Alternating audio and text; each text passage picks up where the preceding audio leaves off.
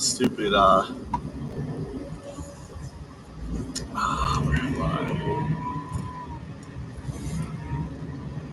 Fuck.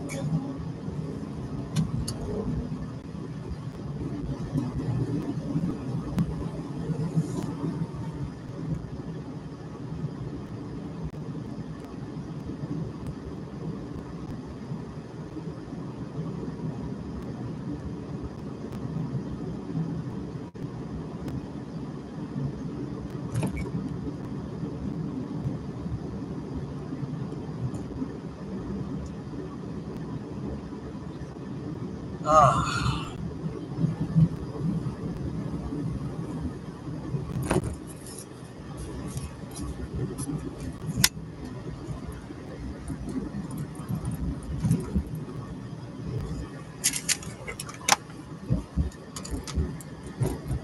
Power on. Bluetooth mode. What's up, Kelly Quinn? Device geared. What's going on? Let's see what's going on with fucking Trump news here. How you been, Kelly? Maybe you're the first one in. Get that like. Hey, you're the first one on the stream. Were you waiting? Were you waiting, Kelly? Oh my God! The Horde! The Horde! I kind of fucked up. I did my stream as a share. If anyone wants to copy the link. Anyone in Discord wants to pop in if you want to come in.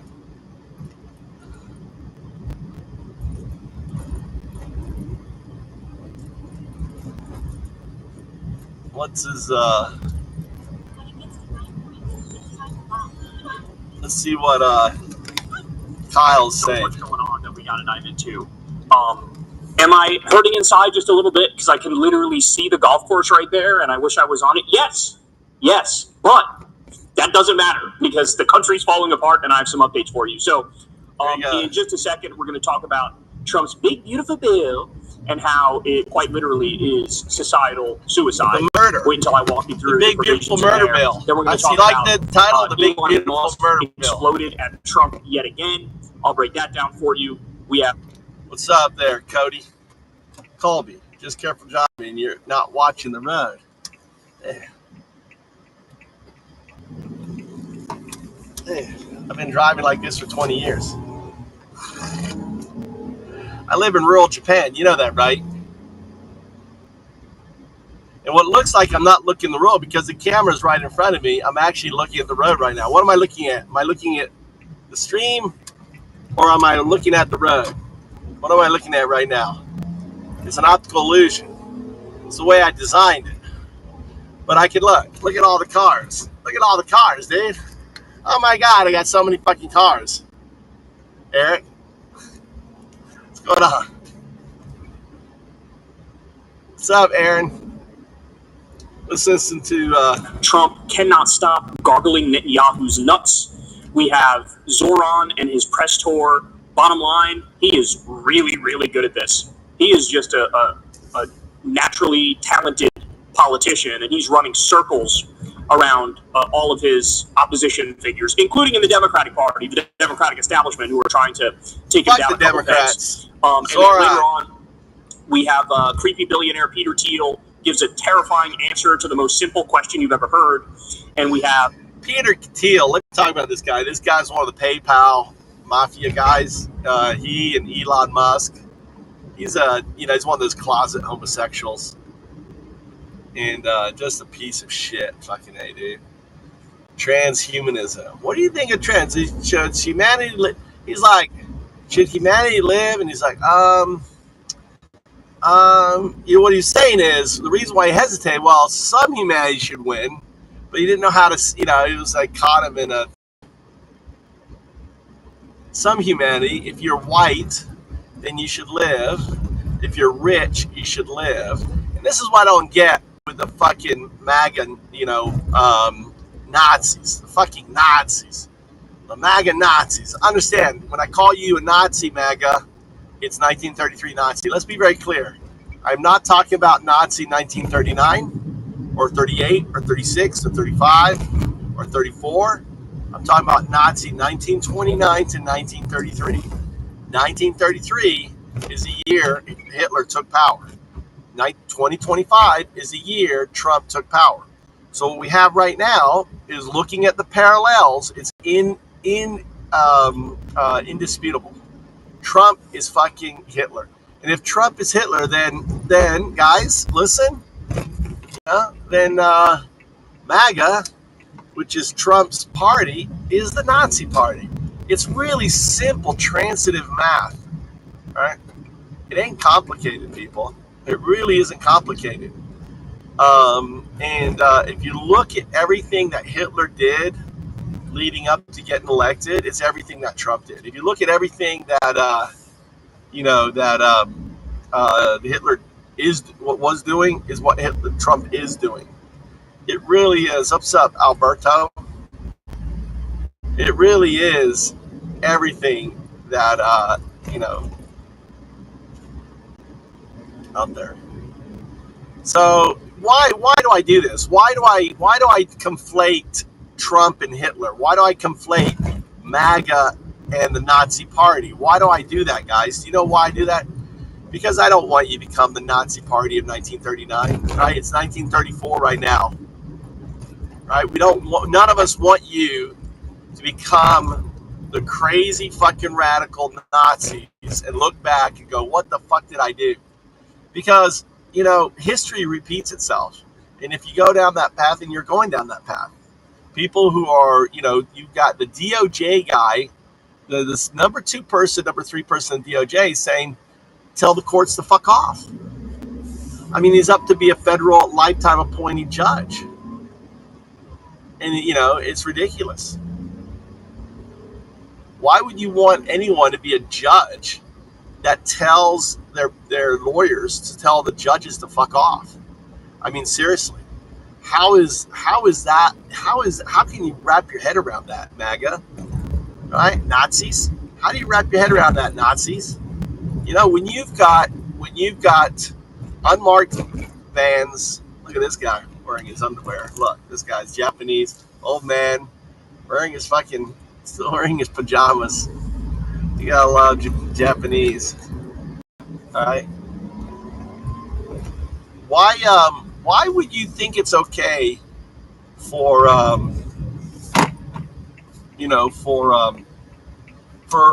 unmarked cars with unmarked policemen, without any due process, without anything, just running around and just picking people up off the street? How is that okay with you? Seriously, guys. How do you justify that shit in your brain? That's what I want to understand. That's what I want to understand. Because, see, that's what Nazis did. Right? You understand why I call you guys Nazis, 1933 Nazis, not 1934. Right? 1933. You're condoning the illegal kidnapping of individuals. You're condoning the illegal deportation of individuals.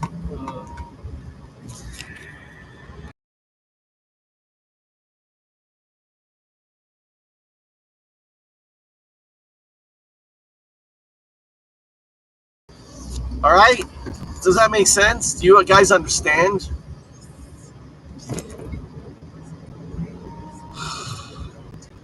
It's really sad that Americans, right, don't understand what the Constitution is. I'm in Japan, all right? I don't want to be making these videos, to be honest with you. All right? I don't want to make these videos. I don't want to be here, telling you guys that you're fucking Nazis. You think I get pleasure out of that? But someone has to. No one else is. None of the mainstream media are waking your ass up and saying, "Listen, guys, you're fucking Nazis." If you are condoning the abuse of our fucking Constitution, if you're saying you need a king, if you're saying that that 4-year-old girls should die because their mother is an American, we shouldn't help that. We shouldn't help that person, right? Right? I thought you guys say yourself, right? I thought you guys say yourself that you're Christian, but you're like a 4-year-old girl who has stage 4 cancer. How am I fucking joking? How am I joking? What am I joking about? You deported a 4-year-old girl away from her doctors that has stage 4 cancer. That is Nazi. You're picking up people off the street, just driving up unmarked vehicles, kidnapping them off the street. How is that not Nazi? What 22 million invaders? Slap, what 22 million invaders? See, you're so fucking dumb, dude. You're so fucking dumb. What is it like to be dumb like you? Seriously, Slap. What? Honestly, Slap. All right, do you have an education? Did you even go to middle school? Invaders. What invasion? What invaders? How old are you? It's what, what invaders? All of a sudden there's a new invasion that happened. Where was it 10 years ago? Where was it 15 years ago? Where was it 50 years ago? Nothing has fucking changed. But now it's an invasion. Ignorance is bliss. Yeah, they're ignorant. And 22 million? Listen, there is, if anything, 11 million undocumented. They've been here for decades. Of that, only about like 1% or 2%, which amounts, to like 500 to 1,000 are criminals. That's it. And here's an administration that has quotas. When you go in and say, I want you to pick up 3,000 people who don't have papers a day, that's a quota. That's no different than Hitler saying, I want you to pick up Jews to send them to a concentration camp, right?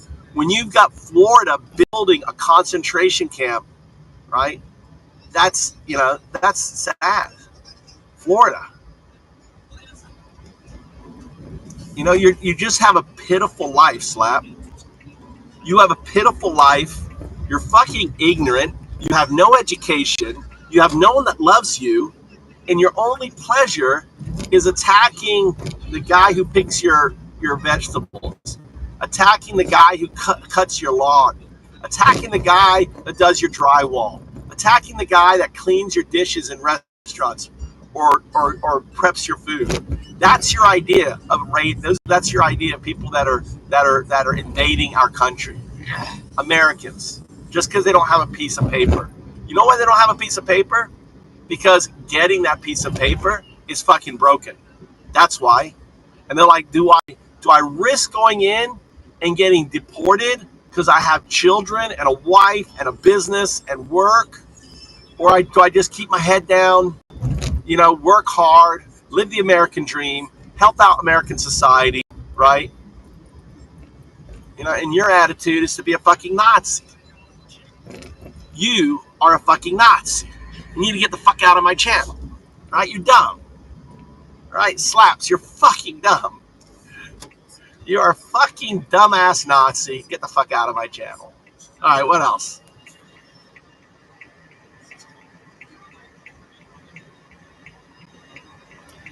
What are you talking about, Skater?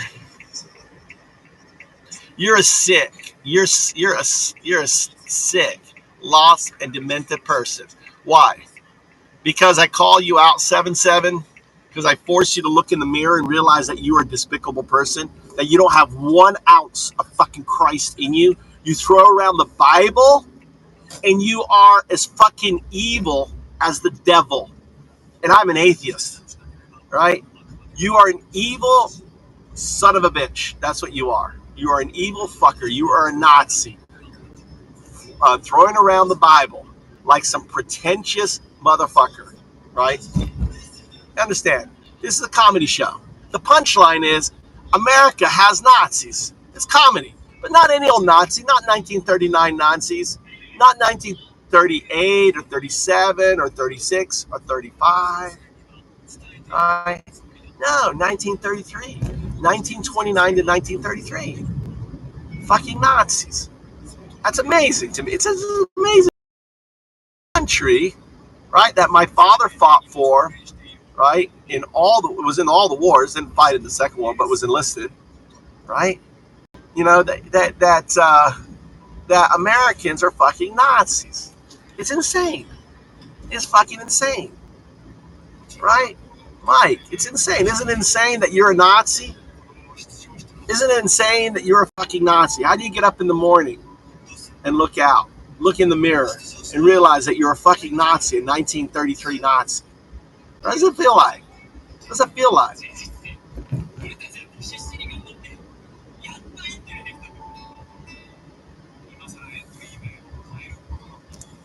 What is a Nazi? A Nazi is a fascist, someone who picks up, Aaron, who picks up people off the side of the street. That's what Hitler did in 1933, starts rounding up people. A Nazi is someone who puts people in concentration camps without due process, without anything. A Nazi is someone who basically says the rule of law doesn't apply to them, that judges should fuck off. That's a Nazi. A Nazi is someone who targets a marginalized group because it's easy for them. To what do you mean? To what? All right.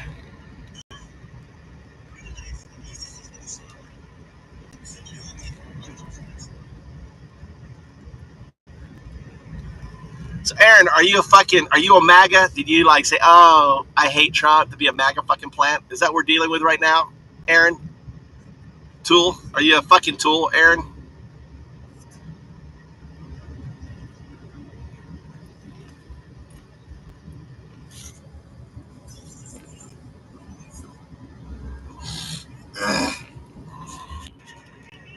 Dude, do you ever shower or change clothes? Rich. Yeah. Yeah, no. I always wear the same clothes. I never shower. Why? Hey, where's your intelligence, Mike? What? Aaron, obviously, is a fucking MAGA. All right.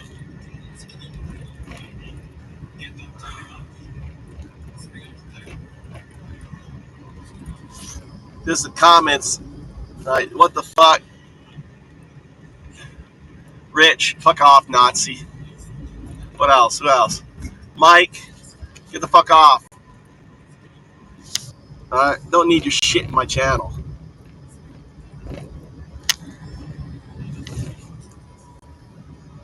Anyway, that's what a Nazi is. When Aaron has to ask me what's a fucking Nazi, you know, people slip in. I give blue to everyone.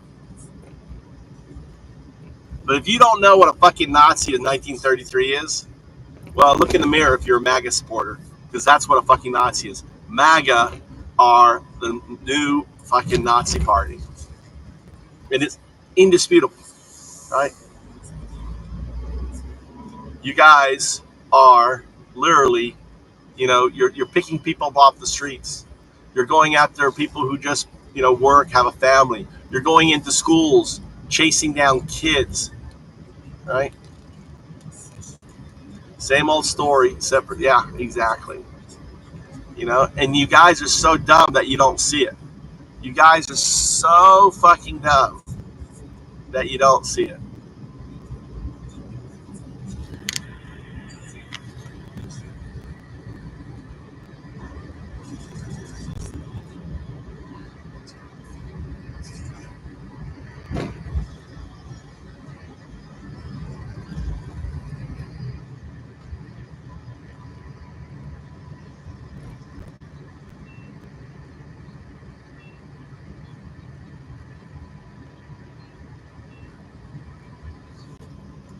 So, like,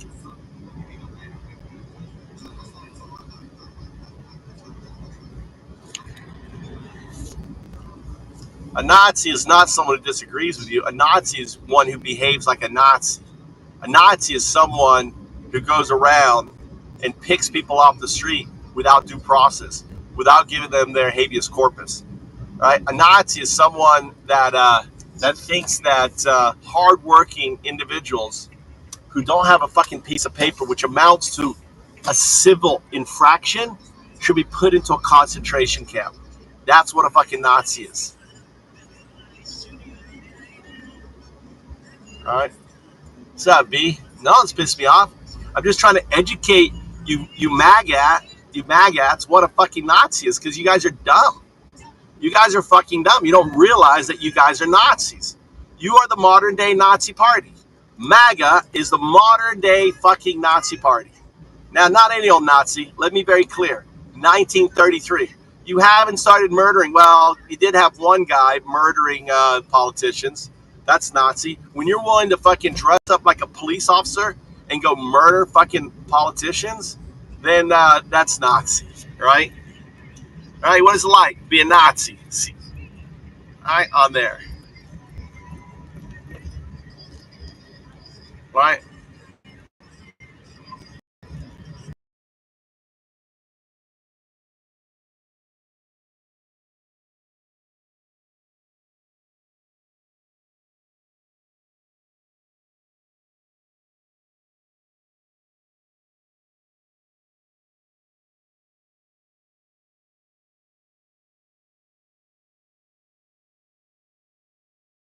Vic. Trump, says the Nazi.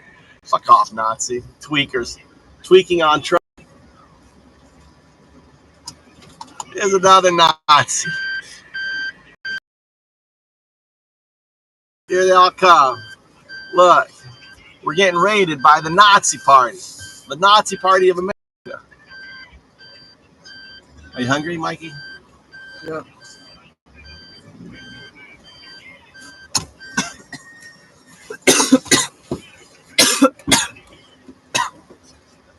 Well, B, you should go do some research. It's not hard. You download ChatGPT and you say to ChatGPT, you know, how is the Nazi party? So just because you don't know, you shouldn't bring it up. You shouldn't bring it up. The whole point of history is history rhymes. You should recognize it. Read a book. Ask ChatGPT. You know? Ask ChatGPT on that. So I'm coding. I'm gonna go back to coding. We're gonna be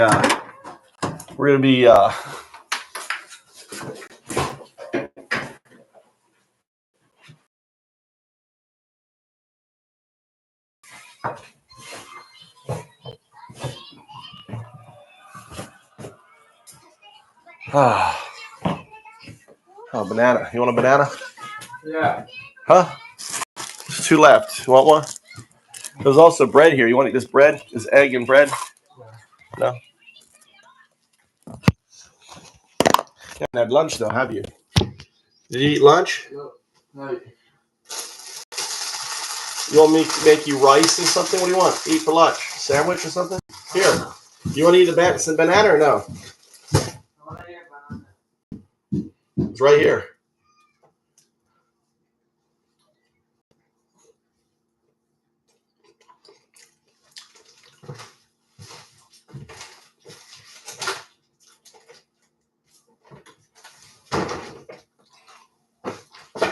Will you help me make the milkshake?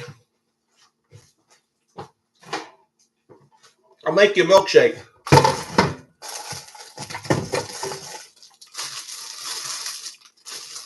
No king there, BB. So, my struggle.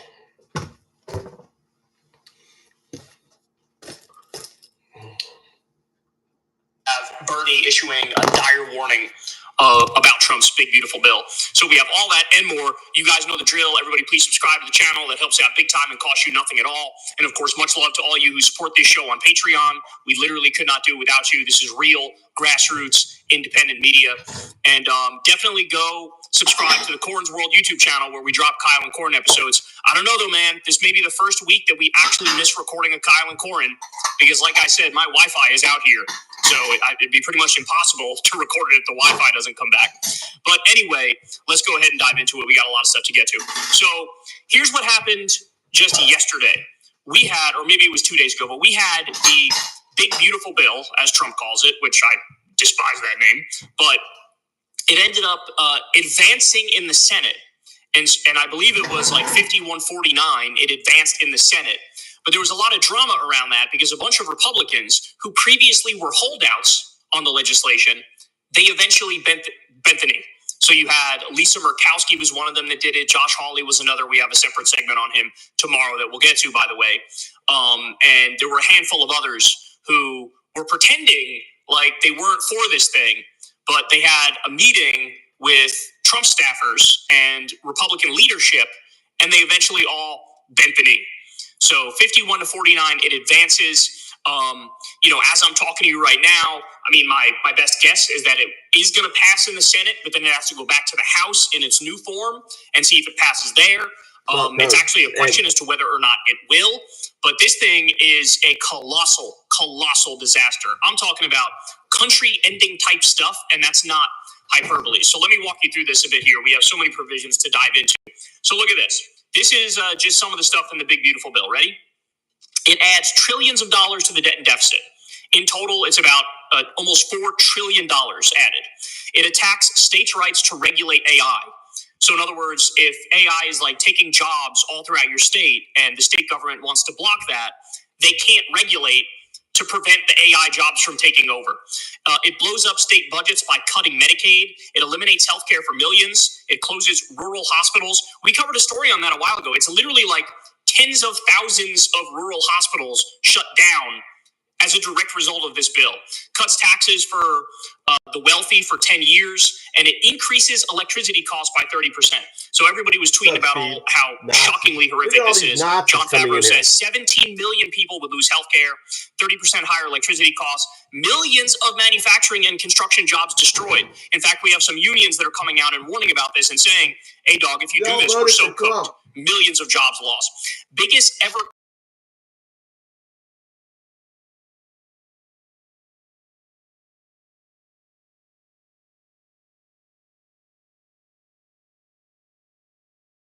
He comes out and says the following about the big, beautiful bill.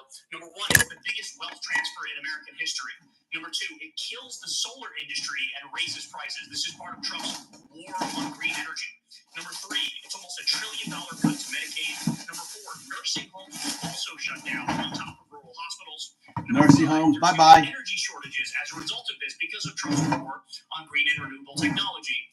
Number six, $4.5 trillion in new debt. So the estimates vary a little bit, but it's $4.5 trillion new debt. He continues and says, this bill is a real piece of shit, and it would be excellent if that's all anyone talked about for the next few days. Super interested if your think piece about the New York City, super interested in your think piece about the New York City mayor's race. But let's get to that after we try to stop the biggest wealth transfer in American history. So that's actually a great point that this guy's making. In this moment, you have a bunch of establishment Democrats.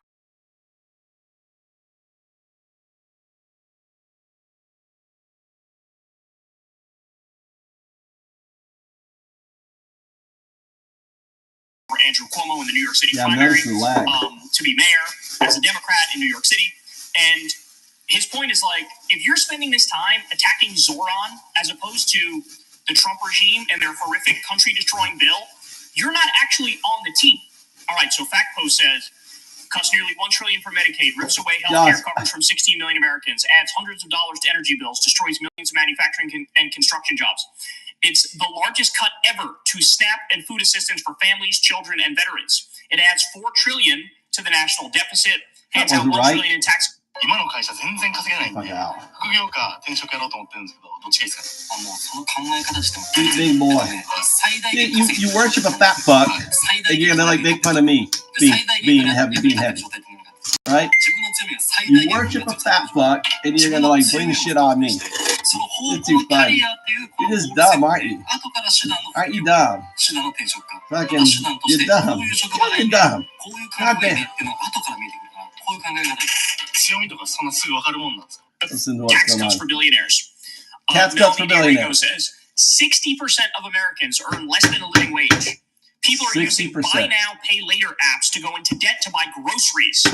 GoFundMe has 250,000 pages dedicated to medical bills and 40,000. 250,000. You're all broke bitches. Come in and say, let's give 4.5 trillion more tax breaks to the rich. So, by the way, in this bill, also tucked in there, billionaires are able to write off their private jet use and their yacht use. Wow. Imagine being able to write off your stuff fucking for jet a private route. jet and a yacht. That's beyond comical. So we're getting some heartbreaking videos that are coming out of this thing. Let me show you this here. So you have a bunch of disabled folks are going to Washington, D.C., trying to meet with their representatives and their senators. And they're warning them, like, bro, if you do this, we don't know what we're going to do. We don't have the funds to be able to take care of ourselves completely. We need some assistance through Medicaid. Because as you all know, sometimes somebody's disabled. They require 24/7 care. So if you're giving them 24/7 care, you can't really go out and work a traditional job to make the money to pay the bills. I know. And so that's where Medicaid steps in a functioning civilized society and says, hey, we're going to make sure you're all right. Well, with this massive cut to Medicaid, what do you think happens to these people? I mean, this is truly like a eugenics program. These were They're trying to, eugenics get rid program. of the undesirables. That's really what we're looking at here. So here's one really heartbreaking video. They're trying to meet with a Republican senator, and you'll see how it goes. I'm sorry that they would not meet with you. It's bullshit. So I'm just super disappointed. We went in to see Senator Ernst. Hi, I'm Nancy, and this is my son Charlie, and we were wondering if Senator Ernst was available to meet with us today. We've been emailing her, and we haven't heard back from her. And so we're in D.C. today and tomorrow, and we would love to be able to meet with her to talk about her most recent comments.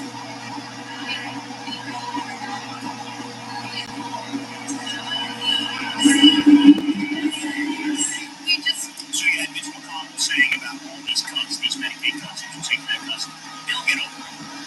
The voters will get over it. You have Junior saying, hey, the Medicaid cuts are going to kill people. She goes, well, we're all going to die. By the way, the estimates are up to 50,000 people will die every single year as a direct result of these cuts. 50,000.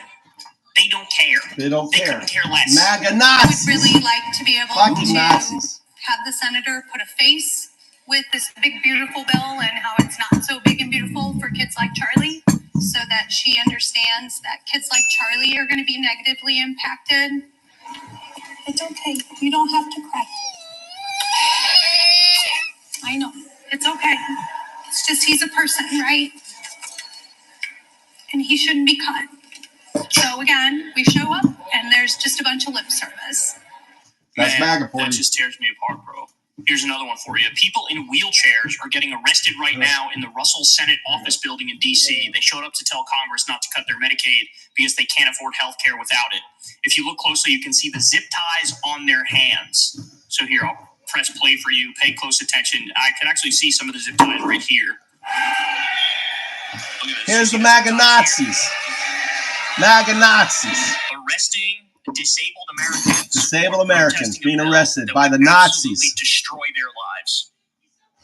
How can they afford to live if you destroy Medicaid? How can they afford to live? This is what Nazis look like. This is what Nazis do. You see another one, zip ties. And zip ties on disabled people. Let's zip tie disabled people. Look, if you're one of the police officers, you got to know that what you're doing here is just flat out evil, right? You have to know that what you're, I'm just following orders. I don't care if you're following orders. Your orders are fucking stupid. Yeah. And these people's lives are being destroyed. And so, in classic Trump fashion, he comes out and literally flips the truth exactly on its head and says the following. Ready? They have Trump derangement syndrome at levels never seen before. And instead of voting for a tax cut, they're voting for a tax increase of 68%. They're voting to destroy Social Security, destroy Medicare, and destroy Medicaid. And we're voting to make them perfect and to make them better, make them stronger and better. They're going to destroy Medicaid and they're going to destroy Medicare, and Social Security will follow. If you vote for the Democrats, you're dead on those three things. I literally don't know what to do about a political party that is completely and utterly dedicated to lying as a routine course of action. Yeah, and killing Americans. Exact polar opposite of the truth, and doing it so casually, so nonchalantly, so arrogantly and aggressively. Somebody watching this who's a low information voter who maybe voted for Trump might be thinking, damn, he's spitting. He sounds like he's going to protect Social Security, Medicare, and Medicaid, as this bill quite literally directly destroys Medicaid, $800 billion cut. And here he is going, you vote for the Democrats, they're going to destroy Medicaid, it's going to be horrible. He is a right-wing, postmodernist president. There is no connection to reality. There is no trying to get things right. All there is sheer power. He's a Nazi. And with that comes the ability Trump, to just you're a fucking Nazi lie too. about absolutely everything and act like they're the problem and we're the solution, even though it's the fundamental exact polar opposite of that. I mean, I literally don't know what to do about this. It seems like Democrats are existing in a previous era, and they don't know what to do about this either. When you have somebody who could be just this immensely unhinged, I'm not sure there's any president in history that has consistently lied as much as this man has to our faces on a regular basis. And like all of the actual evidence and the data and the details and the reporting on this bill prove that this is wrong, but he doesn't care.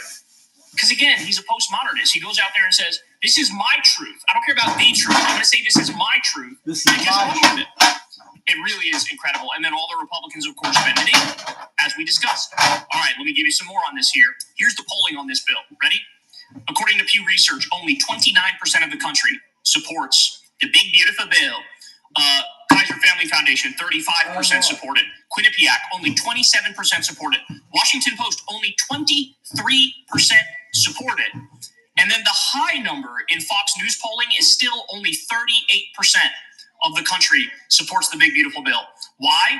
Because if you've even seen just one news story on it or read one article on it, you find out very quickly what's actually in the bill, and you realize this fucks you over too, bro.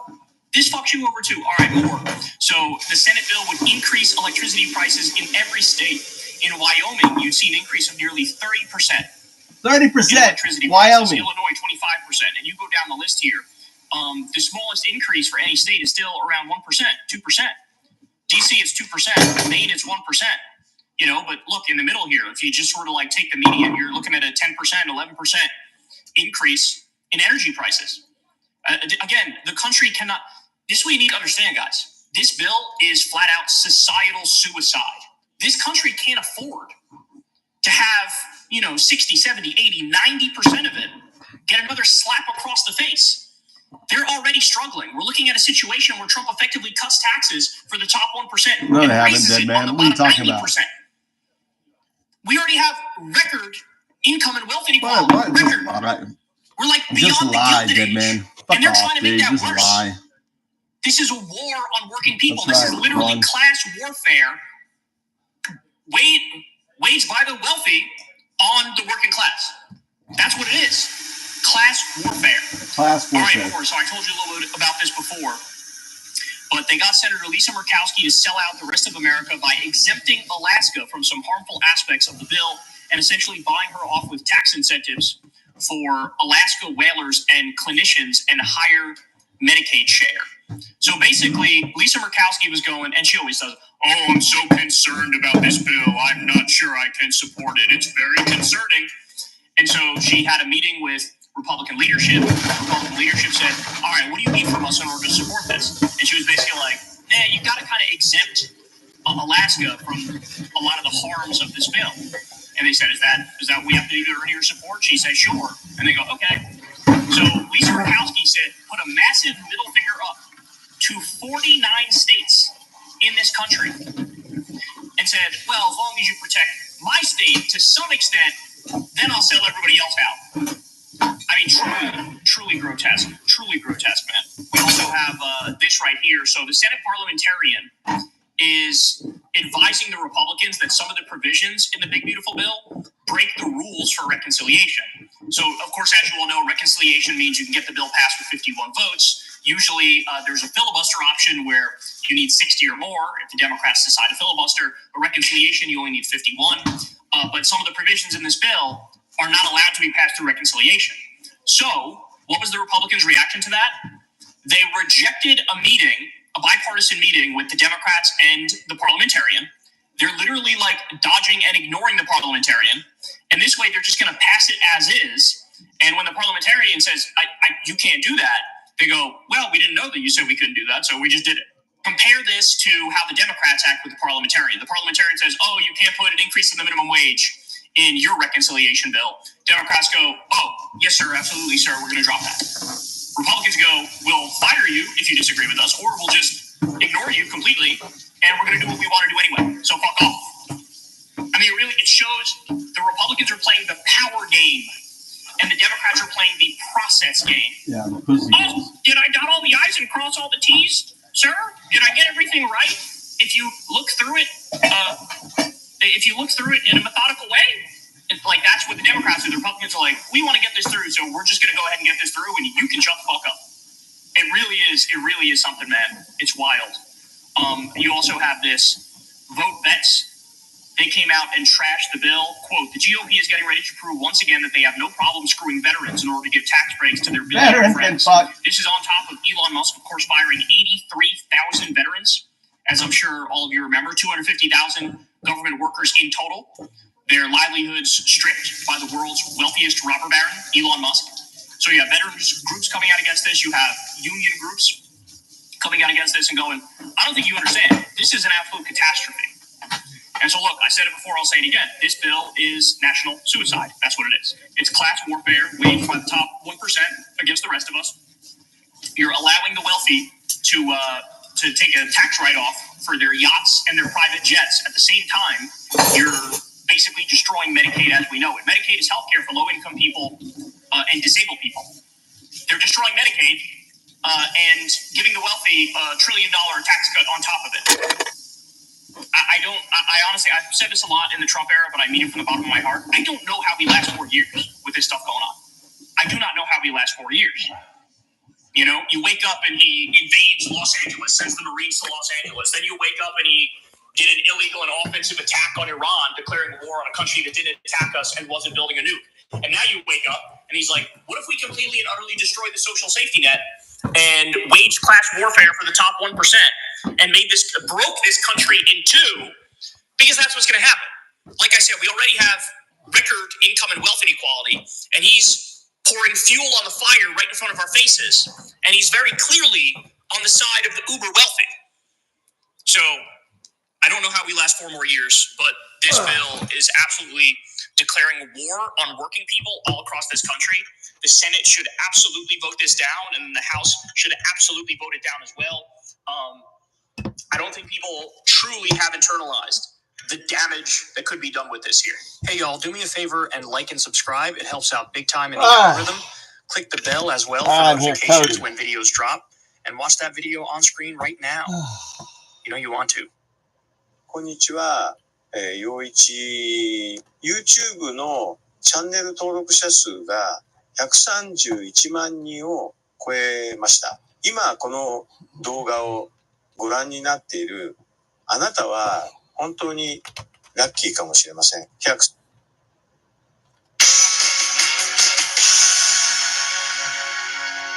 We're going to dive straight in with our main story tonight, which concerns a piece of legislation dear to President Trump's heart.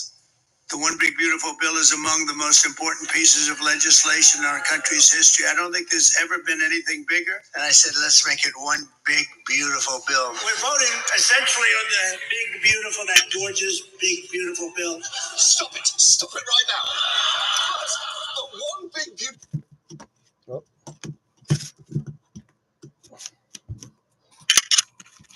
Let's see here. All right, let's see if we can get this on here.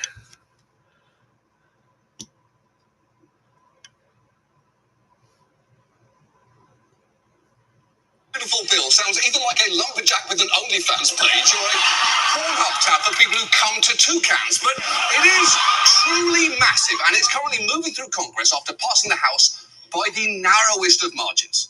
With cheers of USA, House Republicans passed their sweeping version of the president's agenda. Republicans in the House held 2 overnight sessions. In the end, Speaker Johnson eked out his biggest victory yet, winning by a single vote. Though the dark of night cost him, one member who would have voted yes overslept and missed it.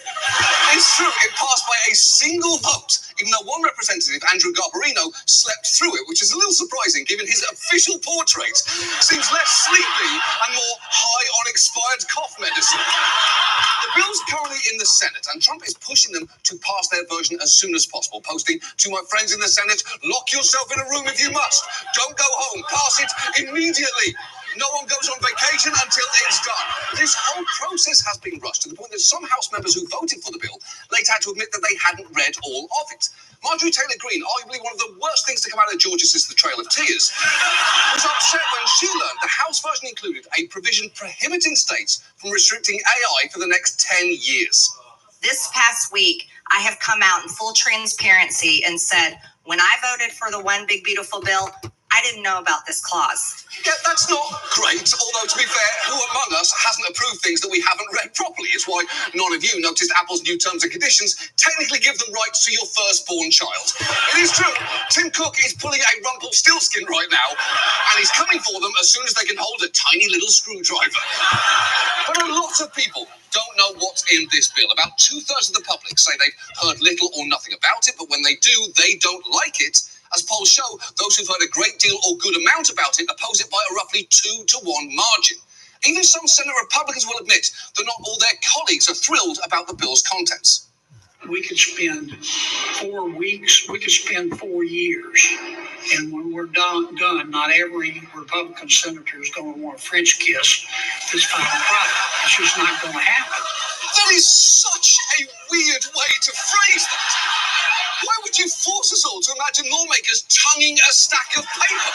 But as regular viewers know, Kennedy loves gratuitous sex talk, from inserting the phrase, "I like omelets better than sex," into a discussion about, and this is true, USAID cuts, to this memorable moment. I can't wait to have your cock in my mouth. It's always good. And it is important to remember that in the records of Congress, there is an answer to the question, what if Foghorn Leghorn was a power bottom?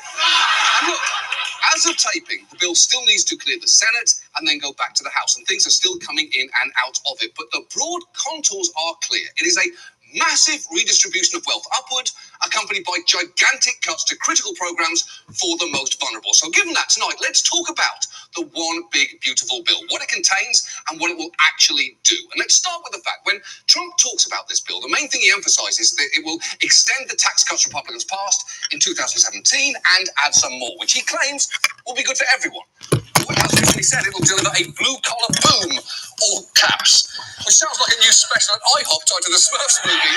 It'll make you immediately shit yourself. But that is more than a little misleading, because while the bill does contain tax cuts for basically everyone, their benefits are massively concentrated among the wealthiest Americans. In fact, 60% of the tax cuts would go to the top 20% of households. And you should know, just about every independent analysis agrees this bill would add trillions to the national debt. And to the extent the bill's tax cuts are going to be paid for at all, it'll be through slashing programs that benefit the poor. And I want to talk about two key areas they're targeting: healthcare and food assistance. When it comes to healthcare, there are lots of cuts, both big and small. For instance, the bill fails to extend tax credits for healthcare premiums under the ACA, while adding burdensome paperwork that would make it hard for people to remain on the plans they already have. And I know that might not sound like much to you, but it's estimated those tweaks alone will lead to 4.2 million people becoming uninsured, which makes them pretty consequential tweaks. It'd be like changing RuPaul's Drag Race to Rand Paul's Drag Race. You can call it just a tweak, but it's about to make everything way worse.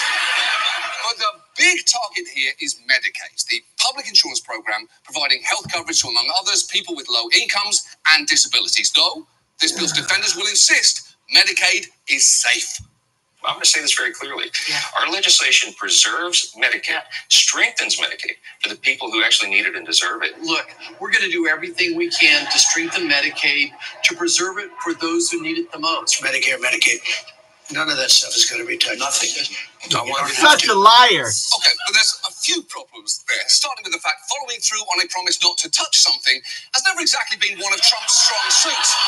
Also, the math just doesn't support those claims. As one analysis puts it, major Medicaid cuts are the only way to meet House budget resolution requirements. And the big way this bill tries to do that is by adding work requirements for many low-income recipients who got coverage under Medicaid expansion, effectively removing a lot of them from the rolls. Basically, under the bill, to get Medicaid, they'd have to prove they worked, volunteered, or went to school for 80 hours a month. That alone is projected to cause over 5 million Americans to lose coverage by the end of the decade. Though to hear Mike Johnson tell it, that's just not a problem, because they're just targeting one specific group. You don't want able-bodied workers on a program that is intended, for example, for single mothers with 2 small children who's just trying to make it. That's what Medicaid is for, not for 29-year-old males sitting on their couches playing video games. We're going to find those guys and we're going to send them back to work. Okay, 29-year-old males sitting on the couch playing video games? How is it possible that Mike Johnson always sounds so old and out of touch while also managing to look like a 12-year-old who dressed up as Stephen Colbert for Halloween? The problem with that argument is that most Medicaid enrollees are working. The most recent data shows that nearly 2 in 3 work. And most of the rest have a disability, are caring for family members, or are attending school. And yet, Republicans won't stop painting lurid scenarios of Medicaid freeloaders. For instance, here's the current head of Medicare and Medicaid Services, who, remember, is inexplicably Dr. Oz, unloading the single weirdest hypothetical you will ever hear in your life. Here's the metaphor. You get home at night, Blue, and there's someone sitting on your couch in the basement. You don't know them, but they have health insurance that you're paying for. And you say, listen, to keep this health insurance, I want you to apply for a job. You don't have to work. Just apply for a job, go get an education, volunteer somewhere, be involved in the community, or take care of one of the kids in the family, help out a little bit. If they say no, you say, well, I'm taking your insurance away. That's not an unreasonable deal to make. Okay, let's just pause together for a moment and unpack what he just described. In that scenario, you get home at night to find a complete stranger sitting on your couch in your basement. Naturally, the first thing they say is, hi, I have health insurance that you're paying for. But instead of screaming and immediately calling 911, you calmly say, okay, person I've never seen before, I'll let you keep the health insurance I just found out I'm paying for without asking who you are or how you got into my house. My one and only requirement is that you apply for a job. You can use my Wi-Fi, as apparently you live in my basement now, and that's a reality I've quickly accepted. Or you can go get an education or volunteer or take care of one of my kids. Naturally, I trust you, a complete stranger, unexpectedly in my home with the lives of my children. And then this individual says, no, that doesn't seem reasonable to me. So you say, okay, well, you leave me with no other option. I'm going to have to take your insurance away. Obviously, you can still live in my house. That goes without saying, your family now. But you'll have to find a way to pay for your own health insurance. That's not an unreasonable deal to make. But honestly, the weirdness of that scenario is actually preferable to what it sounds like when Dr. Oz gives you a glimpse into what he really thinks work requirements are for. I have confidence in the American people. You give people a chance to work, and we know we have twice as many jobs as there are people looking for them. Mm-hmm. Go out there, do entry-level jobs, get into the workforce, prove that you matter, get agency into your own life. It's a much more enjoyable experience if you're going through life thinking that you control your destiny, and you'll get better insurance at the same time. Hold on. Prove that you matter? So a person only means something if they work. That is not true at all. In fact, if ever there were proof that you can work for decades while adding exactly zero value to society, it is Dr. Oz himself, who, as we've mentioned before, wanted an episode of his show where he asked Cameron Diaz this. Has this ever happened to you? Luckily, no, I'm not a girl that gets constipated. That is the perfect facial response to that. That was on daytime television. That played in restaurants and waiting rooms. And as if work requirements weren't bad enough, many are worried that federal cuts to Medicaid will mean that states are likely to cut things like home and community-based supports, which will have huge consequences for those who rely on those services to literally keep them alive, as they have been trying to make people understand. 20% of Erie County residents receive Medicaid services, including more than 100,000 children. But that funding is now in jeopardy. Advocates for people with disabilities say cuts to Medicaid could mean cuts to home health care, services that literally enable some residents to get out of bed each day. I really truly believe that without Medicaid, without my direct care workers, my personal care assistants, I would be dead. Yeah, that woman clearly deserves to have health care that keeps her alive, even in the insane theoretical situation that she's somehow moved into someone's basement with no warning, which, to be clear, has never happened to anyone and never will. That would still be the case. And as if that weren't bad enough, and it really is, it is worth noting people not on Medicaid will be affected too, as it's a major source of funding for hospitals across the country. So with these cuts, rural hospitals are likely to be forced to reduce the services they offer, cut staff, or close altogether. And when you take all of the bill's provisions concerning healthcare together, the CBO estimates they'll result in 16 million more uninsured people in the year 2034 than would otherwise be the case. And it is not like people haven't tried to warn Republicans of the consequences here. A few weeks ago, we showed you this clip of Joni Ernst delivering a bonkers response to concerned constituents at a town hall. People are not, well, we all are going to die. We're all going to die. Folks. Yeah, it's pretty bad. It's pretty bad. But incredibly, it's still not as bad as the sarcastic follow-up video that she posted the next day. Hello, everyone. I would like to take this opportunity to sincerely apologize for a statement that I made yesterday at my town hall. I made an incorrect assumption that everyone in the auditorium understood that, yes, we are all going to perish from this earth. So I apologize. And I'm really, really glad that I did not have to bring up the subject of the tooth fairy as well. What the fuck is wrong with you? First, did you actually drive to a cemetery for your fun little video there? And second, no one was under the impression that we're all immortal, nor do we think the tooth fairy is real, nor indeed the Easter Bunny. Now, do I happen to believe that leprechauns exist? Yes, but that's because of a personal experience I once had in Dublin. I don't want to get into it now. Suffice to say, I'm down one pot of gold and I know what I saw. But in any case, the problem isn't being naive to the concept of death. It's that this bill could make people die sooner than they otherwise would. So, that is healthcare. What about the other crucial program on the chopping block here involving food? Well, this bill also includes massive cuts to SNAP, the Supplemental Nutrition Assistance Program, or food stamps. Currently, more than 41 million people receive benefits through it. It's the nation's largest food aid program. And this bill would reduce federal spending on SNAP by $287 billion over 10 years. Like the Medicaid cuts, a lot of that is being done through work requirements. SNAP already has those, but this bill's about to expand them significantly, including raising the age limit at which they apply from 54 all the way up to 64. The Senate's version would also strip exemptions from work requirements for veterans, people experiencing homelessness, and former foster youth. And guess who is completely fine with all that? If you're going to get free food on a SNAP program, you have a work requirement. It's an obligation to try to work. You might not get a job, but you got to try. Yeah, Dr. Oz is back with his pull yourself up by your own connections to Oprah bullshit. That man is a real piece of shit. Which piece of shit? Who can say exactly?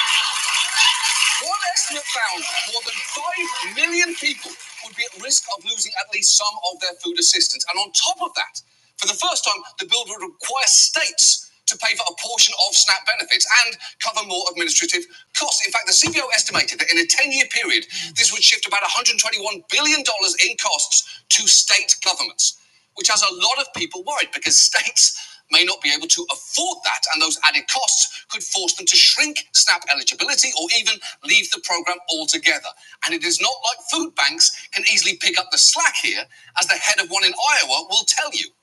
SNAP is the most effective tool that we have to fight hunger in the United States. Riverbend Food Bank President Chris Ford says for every meal his food bank provides, SNAP gives out 9 meals. We would not be able to meet the needs of all those individuals.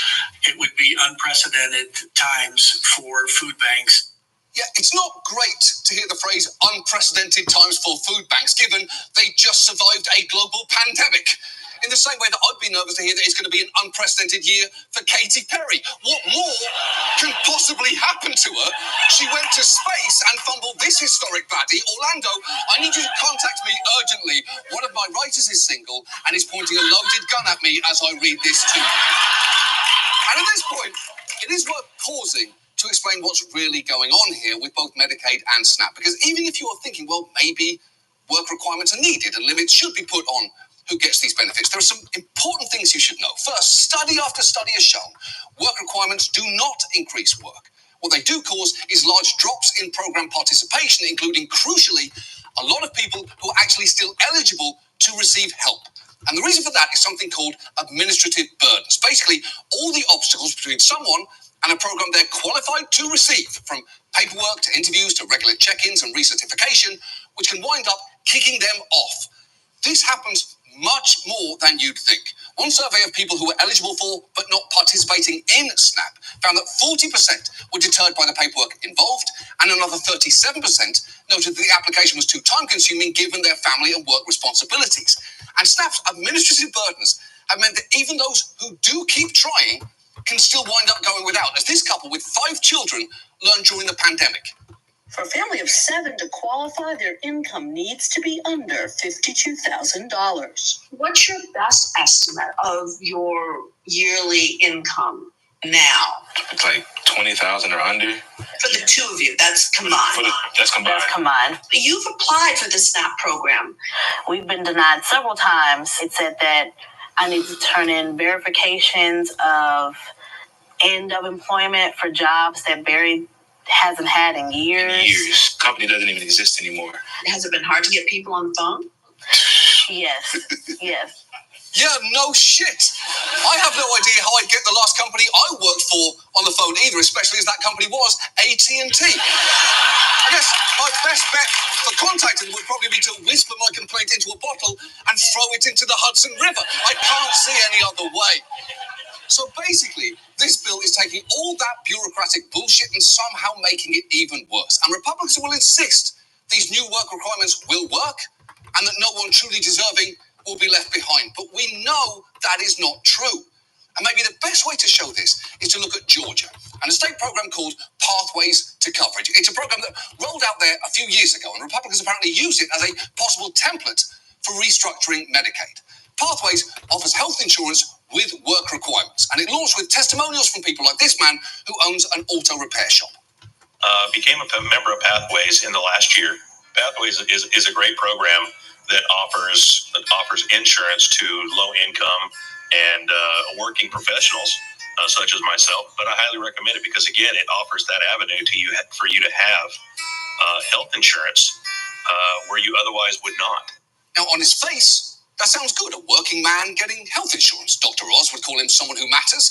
Mike Johnson would call him not 29 and playing Halo. So both would presumably think he's a good candidate for health insurance. It's no wonder he became the de facto face of the program. Unfortunately, it quickly became clear Pathways had significant problems, particularly regarding how its work requirement was getting administered. People 50 and older had an especially hard time proving they met the requirements, which forced them to provide paperwork verifying their work status every single month.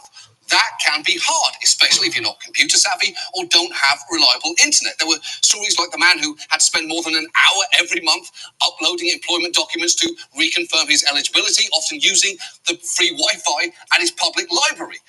And this director of a clinic for low-income patients reported that none of her patients had enrolled, and she wasn't surprised.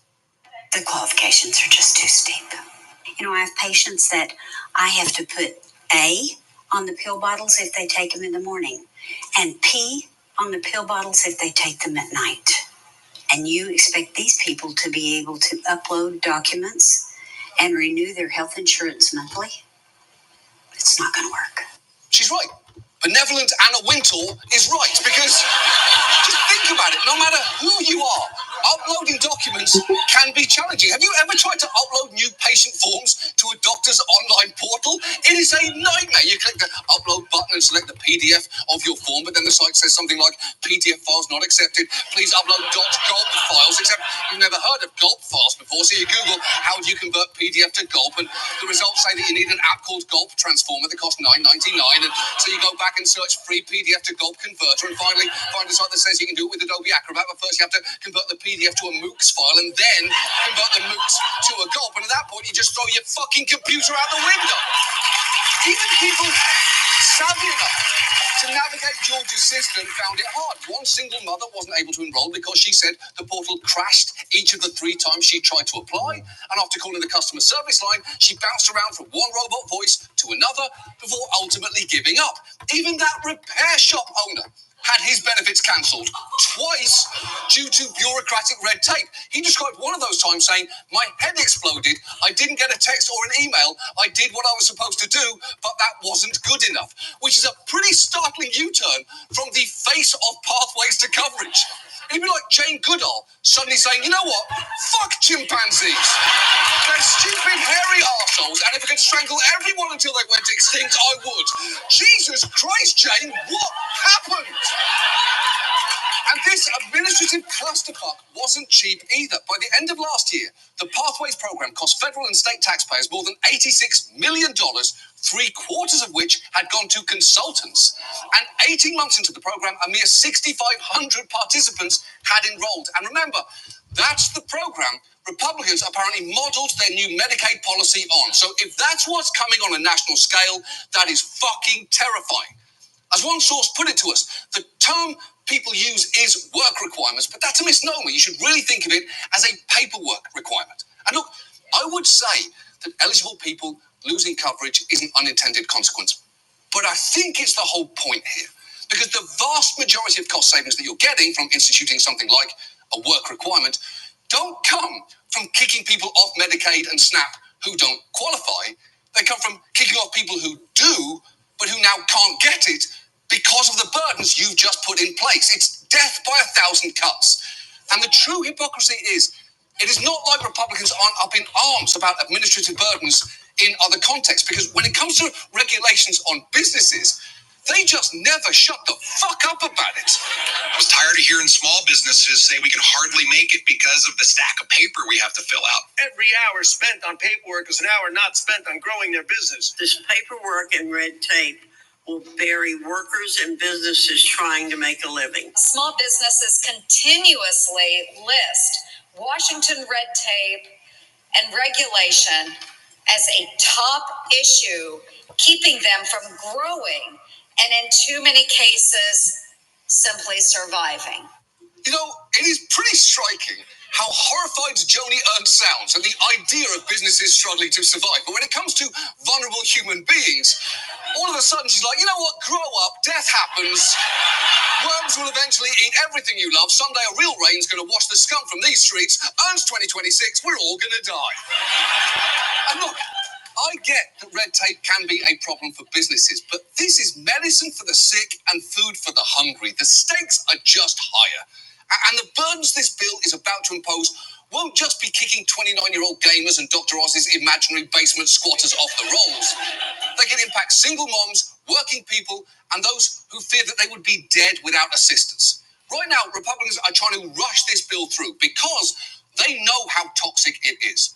It may have even passed the Senate by the time you are watching this. And while I know there is a lot going on right now, it is worth paying attention to this bill, because if it becomes law, we're going to be looking back on it decades from now, the same way we look back at all the destructive shit that Reagan did. And when that happens, Republicans cannot say they didn't know what was in it or what it would do. Everyone who votes for this should be held accountable, or to put it in terms that John Kennedy can understand.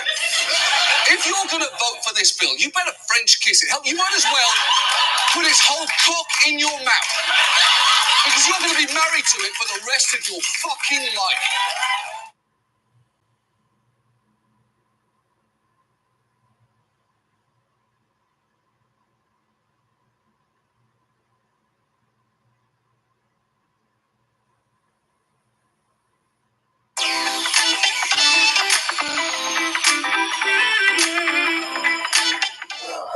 製造業の展示会ものづくりワールド、製造業に特化した10の専門店で構成。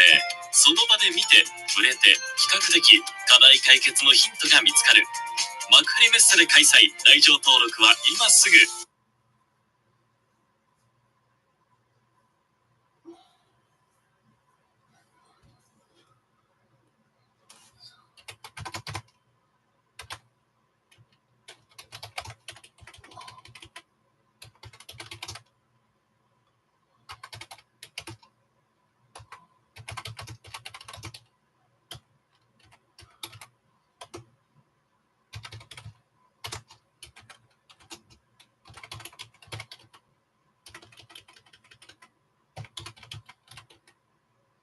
All right, what else is going on here? I went to school with a lot of the people that now build these technologies. I went to school with some of the executives at OpenAI. I don't find these figures to be towering or magical.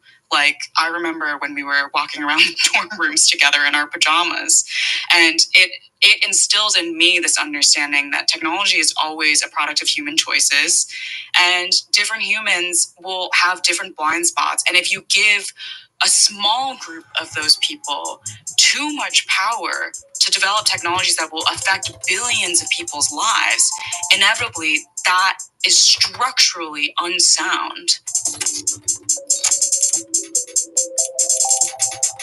Artificial intelligence is the backbone of some of the biggest companies in the world right now. Multi-trillion-dollar companies can talk about nothing else but AI. And of course, whenever it's discussed in the media by politicians and civil society, it's compared invariably to the steam engine. It is going to be the backbone for a new machine age. Some people are really optimistic about the possibilities it will bring. They are the boosters, the techno-optimists, the techno-utopians. Others are doomers. They're down on AI. AGI, artificial general intelligence, is never going to happen. And if it does, well, it's going to look like The Matrix, or maybe even The Terminator and Skynet. We don't want that, do we? Today's guest, however, is not speculating about the future. Instead, they're very much immersed in the present and indeed the recent past of the artificial intelligence industry. Karen Howe went to MIT. She studied mechanical engineering. She knows the STEM game inside out. But she made a choice to go into journalism and media to talk about these issues with a fluency and a knowledge that very few people have. Rather than speculate, what Karen has done with this book is talk to people in the field. 300 interviews with 260 people in the industry, 150 interviews with 90 employees of OpenAI, both past and present. She has access to emails, company Slack channels, the works. This is the inside account of OpenAI and the perils of artificial intelligence, big tech, and big money coming after, well, pretty much everything. It's an amazing story told incredibly well. I hope you enjoy this interview. Karen Howe, welcome to Downstream. Thank you so much for having me, Aaron. It's a real pleasure to have you on. Right? We say it to everybody, every guest, but I have to say, and this has had rave reviews, even though I've lost the dust jacket. Empire of AI was this huge poem you've written, 421 pages, I think, not including the acknowledgements. Really, really interesting book. It's about AI, this burgeoning industry in the United States around artificial intelligence. That word has been in circulation since the 1950s, I believe. Yeah. Before we drill down into your book, what is AI and what do people mean by AI when they talk about it in 2025 in Silicon Valley? You would think this is the easiest question, but this is always the hardest question that I get because artificial intelligence is quite poorly defined. We'll go back first to 1956 because I feel like it helps understand a little bit about why it's so poorly defined today, but... Hello, 国立カード。どんな未来が待っているのだろう。あなたのストーリーをキャッシュレスとともに。未来を一緒に作る北陸カード。DX で毎日がもっとスマートに。やばいこと言いますが、この4つの AI 使ってない人、仕事遅いです。基本無料なので、時代遅れになりたくない人は見てね。1つ目、天秤 AI。これ意見、チャット GPT 有料版をタダで使えるサイトなんですが、10個ほどの AI から6個選び、それぞれの回答を一括比較できます。黒ドモジェミにも使えるから、情報収集が効率化するよ。2つ目はパワープレキシティ。Google 検索はもう時代遅れ。検索に特化した AI で WAD を打ち込むだけで複数のサイトから情報をまとめてくれます。課金やインストール不要だし、実際10分ほどの時短が見込める。3つ目、TLDV。ズーム終わったら議事録を即メールで送ってくれる AI。設定すれば Zoom 先へのお礼チャットも代行してくれる。最後4つ目、僕もたくさんの AI 使ってきたけど、結局仕事で AI 使うのって要約が多いよね。YouTube、PDF、メール、録音全部要約してマインドマップにしてくれます。4つ目は Mappify。AI で自由な生活を目指すなら、下のボタンから本質の AI 活用4ステップテンプレを受け取ってみて。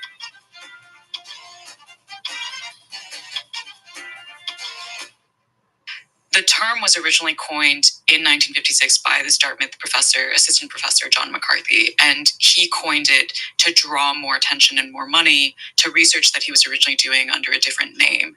And that was something he has explicitly said a few decades later. He said, I invented the term artificial intelligence to get money for a summer study. And that kind of, that marketing route to the phrase is part of why it's really difficult to pin down a specific definition today. The other reason is because generally people say that AI refers to the concept of recreating human intelligence in computers, but we also don't have a scientific consensus around what human intelligence is. So quite literally, when people say AI, they're referring to an umbrella of all these different types of technologies that appear to simulate different human behaviors or human tasks. But it really ranges from something like Siri on your iPhone all the way to ChatGPT, which behind the scenes are actually really, really different ways of operating. They're totally different scales in terms of the consumption of the technologies. And of course, they often have different use cases as well. So right now, when OpenAI, Meta, when they use those words AI in regards to their product, specifically, what are they talking about? Most often, they are now talking about what are called deep learning systems. So these are systems that train on loads of data, and you have software that can statistically compute the patterns in that data, and then that model is used to then make decisions or generate text or make predictions. So most modern day AI systems built by companies like Meta, by OpenAI, by Google are now these deep learning systems. So deep learning is the same as machine learning? It's the same as neural networks? Deep learning is... These are synonyms? Deep learning is a subcategory of machine learning. Machine learning refers to a specific branch of AI where you build software that calculates patterns in data. Deep learning is when you're specifically using neural networks to calculate those patterns. So you have what I call...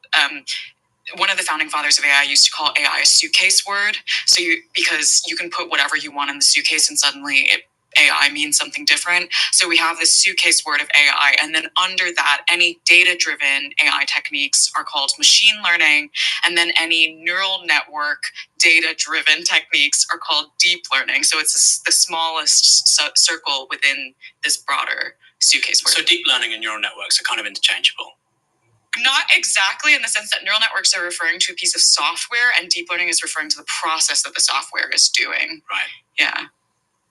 Do you get upset when politicians, so in this country we have a Prime Minister called Keir Starmer, and they say, we think the NHS can save, 20% by, using AI applications. Right. Do you sort of think, my good, like these people have no idea what they're talking about because that's such an expansive term. It can't really, its political convenience is precisely doesn't mean anything. It does frustrate me a little bit. So I often use the analogy that AI is like the word transportation. I mean, if transportation can refer to bicycles or rockets or self-driving cars or gas-guzzling trucks, they're all different modes of transportation, serve different purposes, different cost-benefit analyses. And you would never have a politician say, we need more transportation to mitigate climate change. You would be like, what kind of transport? Yeah, what are you talking about? Well, yeah. We need more transportation to stimulate the economy. I mean, maybe in that case, it's just, there is a vagueness around the AI discussion that is really unproductive. And I think a lot of that leads to confusion where people think AI equals one thing and AI equals progress. And so we should just have all of it. But actually, if we were to use the transportation analogy, having more bicycles, having more public transit sounds great. But if someone were actually referring to just using rockets to commute from, Dublin to London, and we were like, everyone should get a rocket now, that's going to bring us more progress, you would be like, what are you talking about? And that's effectively what these companies are doing with artificial general intelligence. When you're giving people tools for free, with regards to generative AI to just generate stupid images of nonsense. That's kind of what we're doing, right? I presume you would take that analogy to that level. It's like saying, let's use a rocket to get from Dublin to London to Paris. Yeah, exactly. Like, it's not fit for the task. And the extraordinary amount of environmental costs for flying that rocket when you could have flown a much more efficient plane to do the same thing is like, what are you doing? You know? And that's one of the things that people don't really realize about artificial or about generative AI is that the resource consumption required to develop these models and also use these models is quite extraordinary. And oftentimes people are using them for tasks that could be achieved with highly efficient, different AI techniques.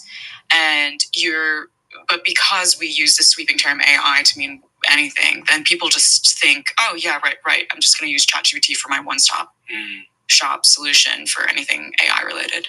So right now, data centers globally, I think, are about 3.5% of CO2 emissions. I think the data centers for AI are a tiny fraction of that, but obviously they're growing at an extraordinary pace. Yeah.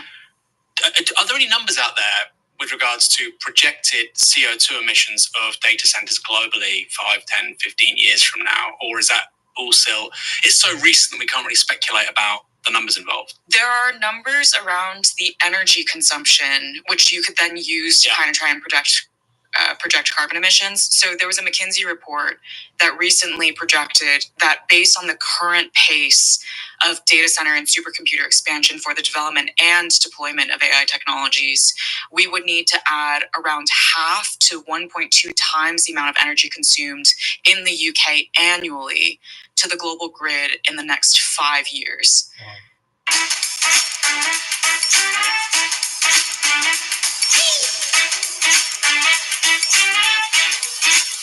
Let's go!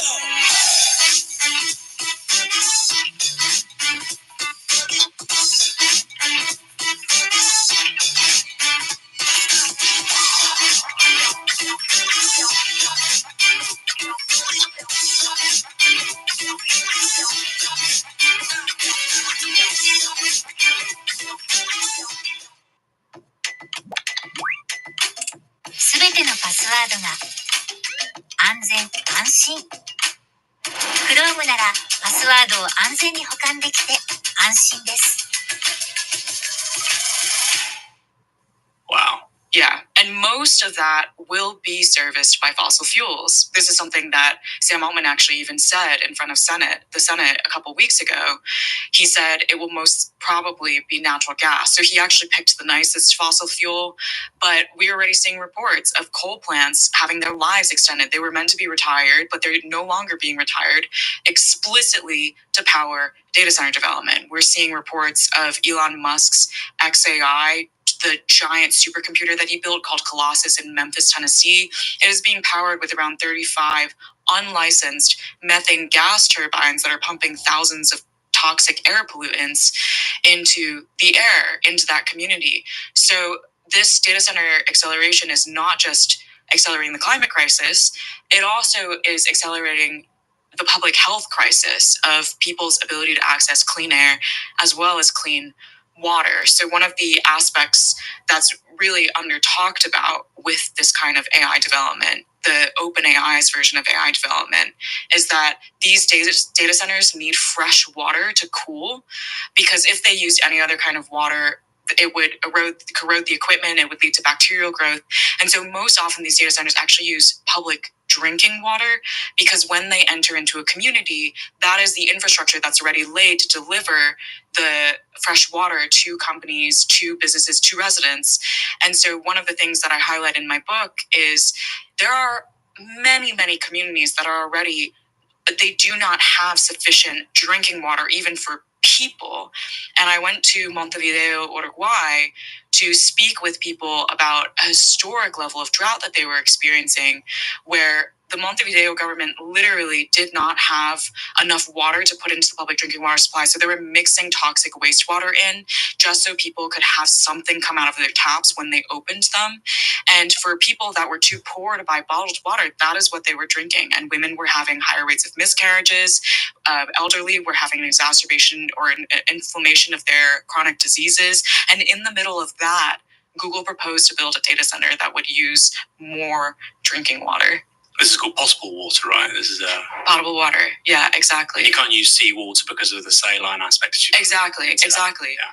And Bloomberg recently had a story that said 2/3 of the data centers now being built for AI development are in fact going into water scarce areas. Wow.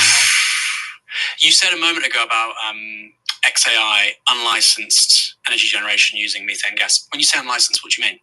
As in, the company just decided to completely ignore existing environmental regulations when they installed those methane gas turbines. And this is actually a really one of the things that I concluded by the end of my reporting was not only are these companies really corporate empires, but also that if we allow them to be unfettered in their access to resources and unfettered in their expansion, they will ultimately erode democracy. Like, that is the greatest threat of their behaviors. And what XAI is doing is a perfect example of, at the smallest level, these companies are entering into communities and completely hijacking existing laws, existing regulations, existing democratic processes to build the infrastructure for their expansion. And we're seeing this hijacking of the democratic process at every level, the smallest local levels all the way to the international level. It's kind of that orthodoxy of seek permission after you do something is now, I mean, when you start applying this is business as usual for those companies. That's part of their expansion strategy. Which we'll talk about, and we're going to talk about the sort of global colonial aspect as well with regards to resource consumption, resource use. Just bring it back to the US again, because at the top of this conversation, I want to offer a bit of a primer to people out there who they maybe know what AI is, they maybe have used ChatGPT. What are the major companies we're now talking about in this space, particularly in the United States of America over the last 5 years? Who are the people in this race to AGI, allegedly, artificial general intelligence, something which, either might be sentient, probably not, or capable of augmenting its own intelligence, more plausible? Who are the major players in that field right now? One caveat on AGI is that it's as ill-defined as the term AI. So I like to think of it as just a rebranding. The entire history of AI has just been about rebranding, and the term deep learning was also a rebranding. So anyway, but the players, OpenAI, of course, they were the ones that fired the first shot with ChatGPT. Anthropic, major competitor. Google, Meta, Microsoft, they're the older internet giants that are now also racing to deploy these technologies. Super safe super intelligence, which spun out of also an OpenAI splinter. There are many OpenAI splinters. So this was founded very recently by the former chief scientist of OpenAI, and Thinking Machines Lab, founded very recently by a former chief technology officer of OpenAI. And Amazon is now trying to get into the game as well. So and Apple is also trying to get in the game. So basically all of the older generation tech giants, as well as a new crop of AI players, are all jostling in this space. And that's just the US, right? And that's just the US, right?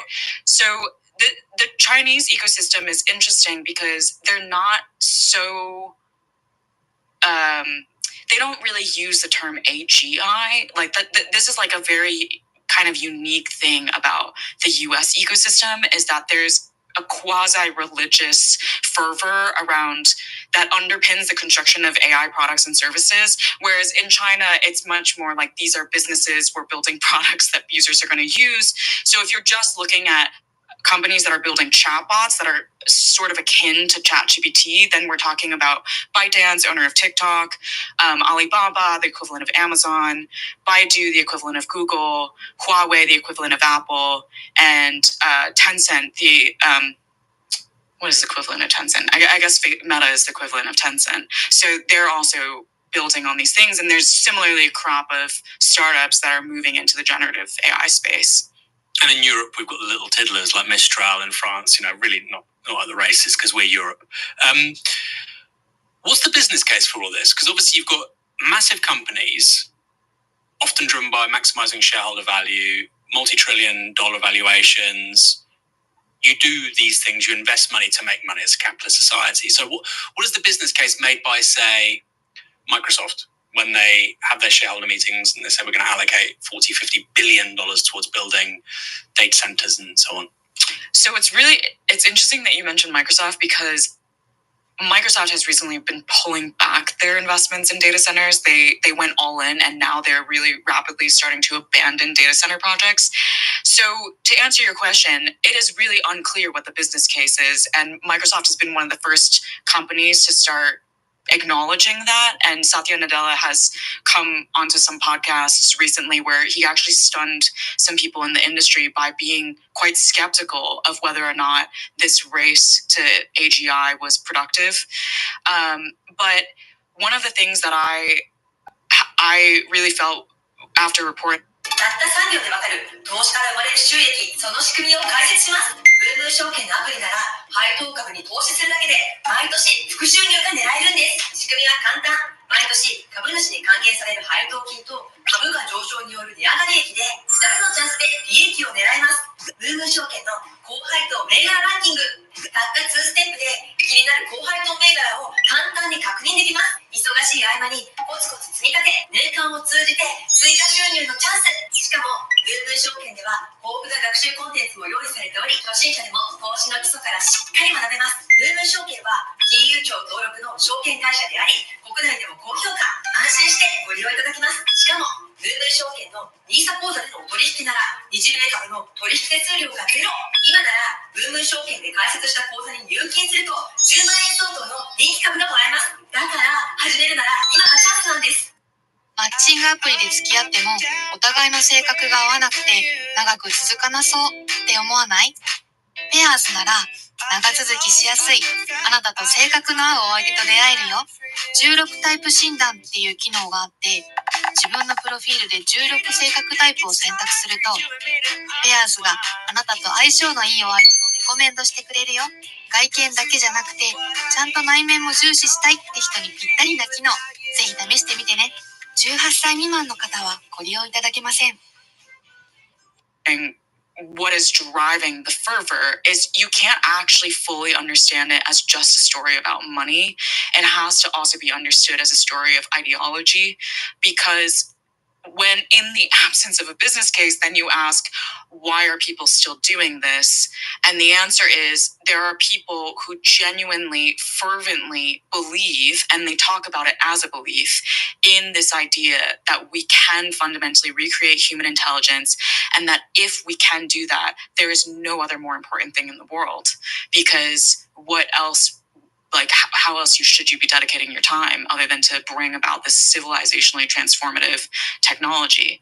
And so that's part of why what drives OpenAI, what drives Anthropic, what drives Safe Superintelligence, these other smaller startups, and then the bigger giants, which are more business focused and more classic companies that actually care about their bottom lines, they end up getting pressured because shareholders are seeing the enormous amounts of investment by these startups, and they're seeing users start shifting from Google search to using ChatGPT as search. ChatGPT should not be used as search, but consumers think that it is. And then shareholders ask in Google's shareholder meetings, what are you doing with AI? What is your AI strategy? Why aren't you investing in this technology? And so then all of the other giants end up racing in the same direction. What does Warren Buffett make of it? That's what I want to know. Is he sort of like, no idea. If he's like, you guys are wasting your money, he's like, he's probably right. I have no idea. Has he invested in AI? I don't think so. He just sticks to Coke and these sorts of things, doesn't he? I mean, there's two rationales. So I think one is, like you say, a quasi-religious fervor has inflected the investment decisions of some of the world's most valuable companies, which is just an extraordinary thing to even think about. I suppose the other one is that a lot of people in this space, as we'll talk about in a moment, are heavily influenced by people like Peter Thiel. Yeah. And Peter Thiel's orthodoxy is that competition is for idiots, right? If you're going to start a business, it has to be a monopoly. Yeah. And I can only presume that companies like Microsoft, etc., although maybe that's not the best example now given recent events, but XAI, OpenAI, Meta, the only reason you would invest ultimately hundreds of billions, trillions of dollars into this is because first mover advantage gives you a monopoly on the most transformational technology since the steam engine. Yeah.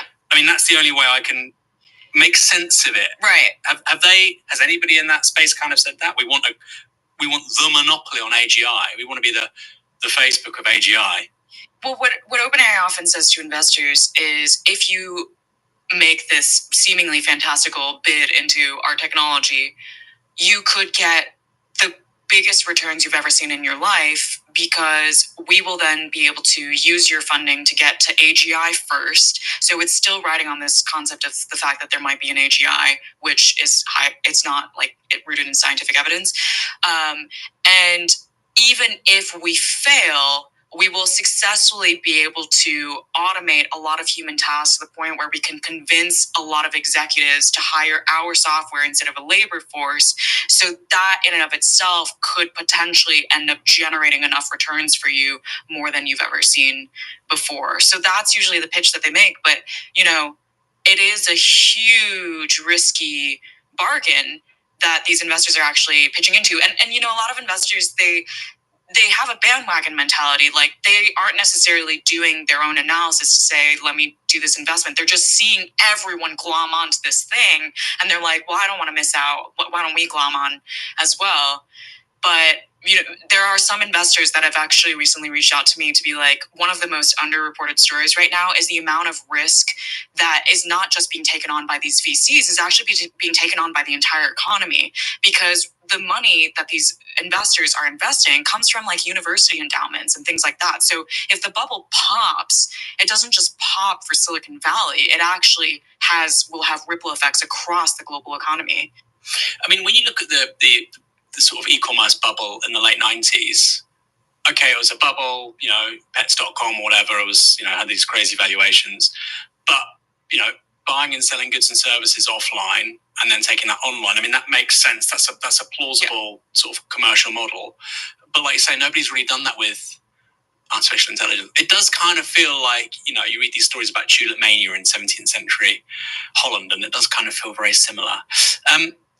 You mentioned OpenAI, and we've talked about it many times, and of course OpenAI is the central organization in this book. What's the big idea behind OpenAI? When it starts, and when does it start? Let's End of 2015. 2015, so it's 10 years old. What are the animating values that give birth to OpenAI? So OpenAI started as a nonprofit, which many people don't realize based on the fact that it's one of the most capitalistic, if not the most capitalistic organization in Silicon Valley today. But it was co-founded by Elon Musk and Sam Altman as a bid to try and create a fundamental AI research lab that could develop this transformative technology without any kind of commercial pressures. So they positioned themselves as the anti-Silicon Valley, the anti-Google, because Google at the time was the main driver of AI development. They had developed a monopoly on some top AI research scientists. And Musk in particular had this really great fear of not just Google, but Google's acquisition of DeepMind, where he was very worried that this consolidation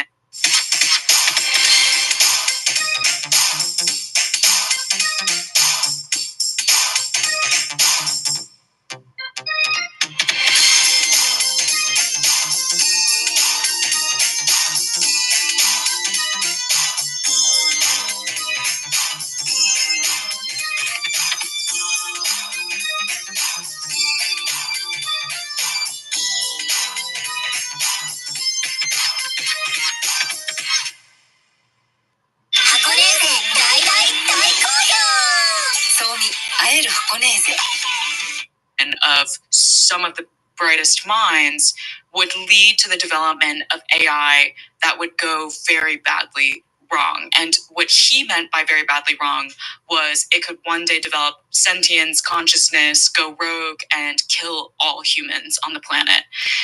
And because of that fear, Altman and Musk then thought, we need to do a nonprofit, not have these profit-driven incentives. We're going to focus on being completely open, transparent, and also collaborative to the point of self-sacrificing if necessary. If another lab starts making faster progress than us on AI and on the quest to AGI, we will actually just join up with them. We will dissolve our own organization and join up with them. And that didn't hold for very long. So what's their theory behind that? Because, at that point, Google is now Alphabet. Maybe 2015 is maybe the world's most valuable company. I don't know. It's certainly up there. And this is a non-profit. Yeah. So how are they going to achieve AGI before Google? So initially, the bottleneck that they saw was talent. Like, Google has this monopoly on talent. We need to chip away at that monopoly and get some of those Google researchers to come to us and also start acquiring PhD students that are just coming out of uni. And because of that, I have come to speculate, this is not based on any documents that I read or anything, I've come to speculate that part of the reason why they started as a nonprofit in the first place is because it was a great recruitment tool for getting at that bottleneck. They could not compete on salaries with Google, but they could compete on a sense of mission. And in fact, when Altman was recruiting the chief scientist, Ilya Sutskever, who was the critical first acquisition of talent that then led to many other scientists being really interested in working for OpenAI, he appealed to Sutskever's sense of purpose. Like, do you want a big salary and just to work for a for-profit company, or do you want to take a pay cut and do something big with your life? And it was actually that reason that Sutskever said, you know what, you're right, I do want to work for a nonprofit. Wow. And so that's how they initially conceived of competing with Google, was we're starting a little bit late to the game.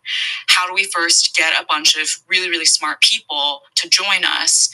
Let's create this really big sense of mission. And I opened the book with 2 quotes in the epigraph. And one of them is from Sam Altman writing a blog post in 2013. And he quotes someone else that says, successful people build companies. More successful people build countries. The most successful people build religions. And then he reflects on this and says, it seems to me that the most successful founders in the world don't actually set off to build a company. They set off to build a religion. And it turns out building a company is the easiest way to do so. And so, it's not like 2013 and then 2015, he creates OpenAI as a nonprofit. It's important to say as well, Sam Altman is not some sort of idealistic pauper. He's working at Y Combinator. He is very much enmeshed within the Silicon Valley elite. I suppose also there's tax as well, right? If you're a non-profit, you've got the mission, you've also got a bunch of tax breaks, which you don't have as a for-profit. So maybe there's a very cynical genesis there.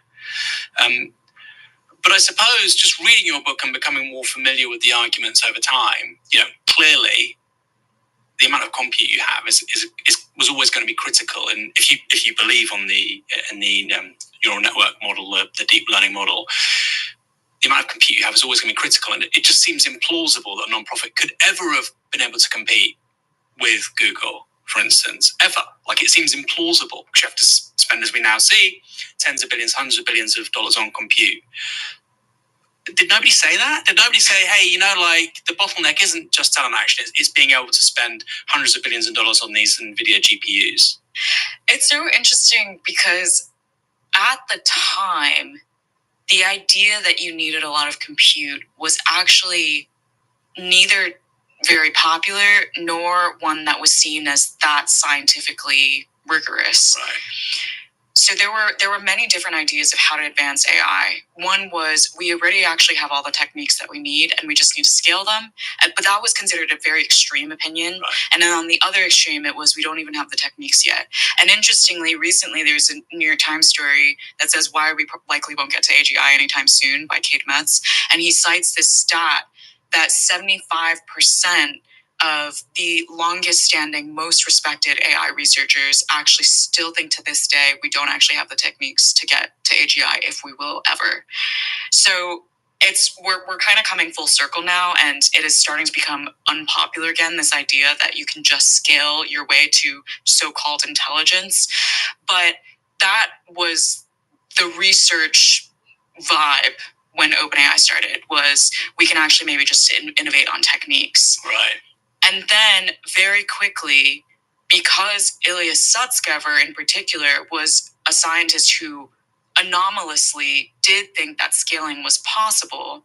And because Altman loved the idea of adding zeros to things from his career in Silicon Valley, and because Greg Brockman, the chief technology officer, also very Silicon Valley entrepreneur, liked that idea as well, then they identified, why don't we go for scale? Because that is going to be the fastest way to see whether we can beat Google. 断然 Chrome。あ、パスワード思い出せない。ブラウザを Chrome にするだけで、保存したパスワードを自動で入力。スマホでも断然 Chrome。どんな時も寄り添ってくれる存在かな。なるほど。And once they made that decision, about less than a year in, roughly, is when they started actually talking about that. That's when they decided we actually need to convert into a for-profit because the bottleneck has shifted now from acquiring talent to acquiring capital. And that is also why Elon Musk and Sam Altman ended up having a falling out, because when they started discussing a for-profit conversion, both Elon Musk and Sam Altman each wanted to be the CEO of that for-profit. And so they couldn't agree. And originally, Ilya Sutskever and Greg Brockman chose Musk. They thought that Musk would be the better leader of OpenAI. But then Altman essentially, and this is something that is a very classic pattern in his career, became very persuasive to Brockman, who he had a long-term relationship with, about why it could actually be dangerous to go with Musk, and like I would definitely be the more responsible leader, so on and so forth. And then Brockman convinced Sutskever, and the two chief scientist, chief technology officer pivot their decision, and they go with Altman. And then Musk leaves in a huff and says, I don't want to be part of this anymore. Which has become rather typical of the man, hasn't it? Subsequently. But that is incredible, really. So by 2016, there's a recognition that in terms of capital investment, they're going to have to go toe-to-toe with maybe at that point the world's biggest company, and they're a non-profit. Yeah. I just find it weird that, but lots of people bought the propaganda that OpenAI was in some way open. Yeah. What did the open stand for, by the way? The open originally stood for open source, which in the first year of OpenAI, they really did open source things. They did research, and then they would put all their code online. So it really was like they did what they said. And then the moment that they realized we got to go for scale, then everything shifted. It's such an amazing story and so emblematic of the 2010s that you have this organization which presents itself as effectively an extension of activism. Yeah. Ends up becoming today, some people value OpenAI at $300 billion. Yeah. And it's doing all these terrible things, which we're going to talk about. Sam Altman specifically, who is he? What's his background? How does this guy who nobody's heard of become the CEO of a company which today is, it's almost more valuable than any company in Europe, for instance? Yeah. Altman he's spent his entire career in Silicon Valley. He was at first a startup founder himself, and he was part of the first batch of companies that joined Y Combinator, one of the most prestigious startup accelerators in Silicon Valley. But at the time, he was the very first class, and no one really knew what YC was. He did that for 7 years. He was running a company called Looped, which was a mobile-based social media platform, effectively a Foursquare competitor, but which actually started earlier than Foursquare. It didn't do very well. It was sold off for parts. But what he did do very well during that time was ingratiate himself with very powerful networks in Silicon Valley. So one of the first and longest mentors that he ended up having throughout his career is Paul Graham, the founder of Y Combinator, who then plucked Sam Altman to be his successor. And Sam Altman then, at a very young age, became president of YC. And then he ended up doing that for around 5 years. And during his tenure at YC, he dramatically expanded YC's portfolio of companies. He started investing not just in software companies, but also pushing into quantum, into self-driving cars, into fusion, and really going for those hard tech engineering challenges. And if you look at how he ended up then as a CEO of OpenAI, I think that he basically was trying to figure out what is going to be the next big technology wave. Let me test out all of these different things, position myself as involved in all of these different things. So in addition to all his investments, he started cultivating this idea of AI also seems like maybe it'll be big. Let me start working on an idea for a fundamental AI research lab that becomes OpenAI. And once OpenAI started being the fastest one taking off, then Altman hops over and becomes CEO. He hops over. So how does that happen? Where does he come from? Because like you say, originally it's got people like, who's there first, him or Ilya Sutskever? Technically, Altman recruited Sutskever, but Altman was only a chairman. He didn't take an executive role at OpenAI, even though he founded the company. Right. And similarly with Musk, Musk didn't have an executive role. He was just a co-chairman. So it was just the two of them that were chairman of the board. And Ilya Sutskever and Greg Bachman were the main people, the main executives that were actually running the company day to day in the beginning.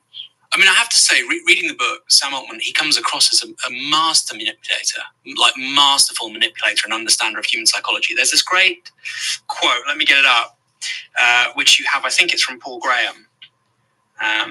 Sam Altman has it. You could parachute him into an island full of cannibals and come back in 5 years and he'd be the king. If you're Sam Altman, you don't have to be profitable to convey to investors that you'll succeed with or without them. I mean, he just sounds like he's also described, by the way, as a once-in-a-generation fundraising talent. I think that's by you. Yeah. How is he able to just basically come out of nowhere and compete with people like Elon Musk, Zuckerberg, as this kind of intellectual heavyweight in Silicon Valley in regards to one of the major growth technologies of our decade? So from the public's perspective, he came out of nowhere, but within the tech industry, everyone knew Sam Altman. You know, like I as someone who worked in tech, like I knew Sam Altman ages ago because Y Combinator was just so important. It was, as a CEO of a potential company that valuable, was it always something that he might be in?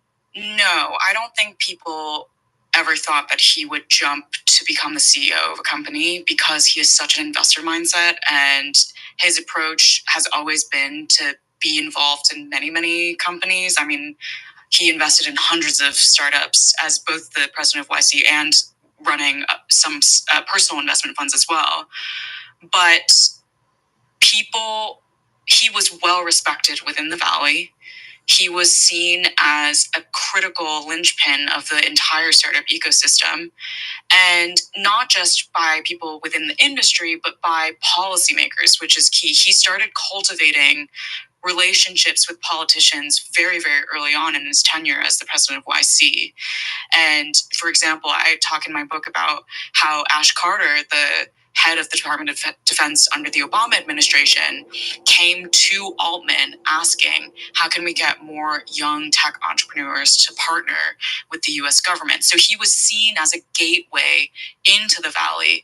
And obviously the Valley isn't just made of startups. There's also the tech giants. But back then, like, starting a startup was way cooler than working at a tech giant, because Google, Microsoft, they were considered the older, safer options if you really wanted job security. But if you wanted to be an innovator, if you wanted to do breathtaking things, you would build a startup. And then your number one goal as a startup founder was to get into YC. So Altman was the pinnacle. He was emblematic of the pinnacle of success in the Valley.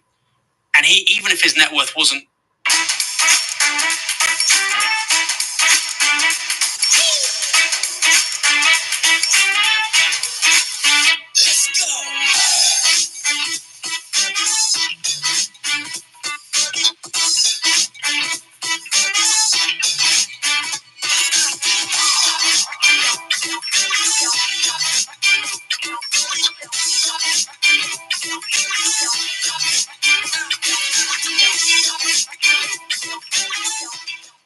the same as other people in terms of his social capital, his networking, he understood early on that's where the real value lies. Exactly.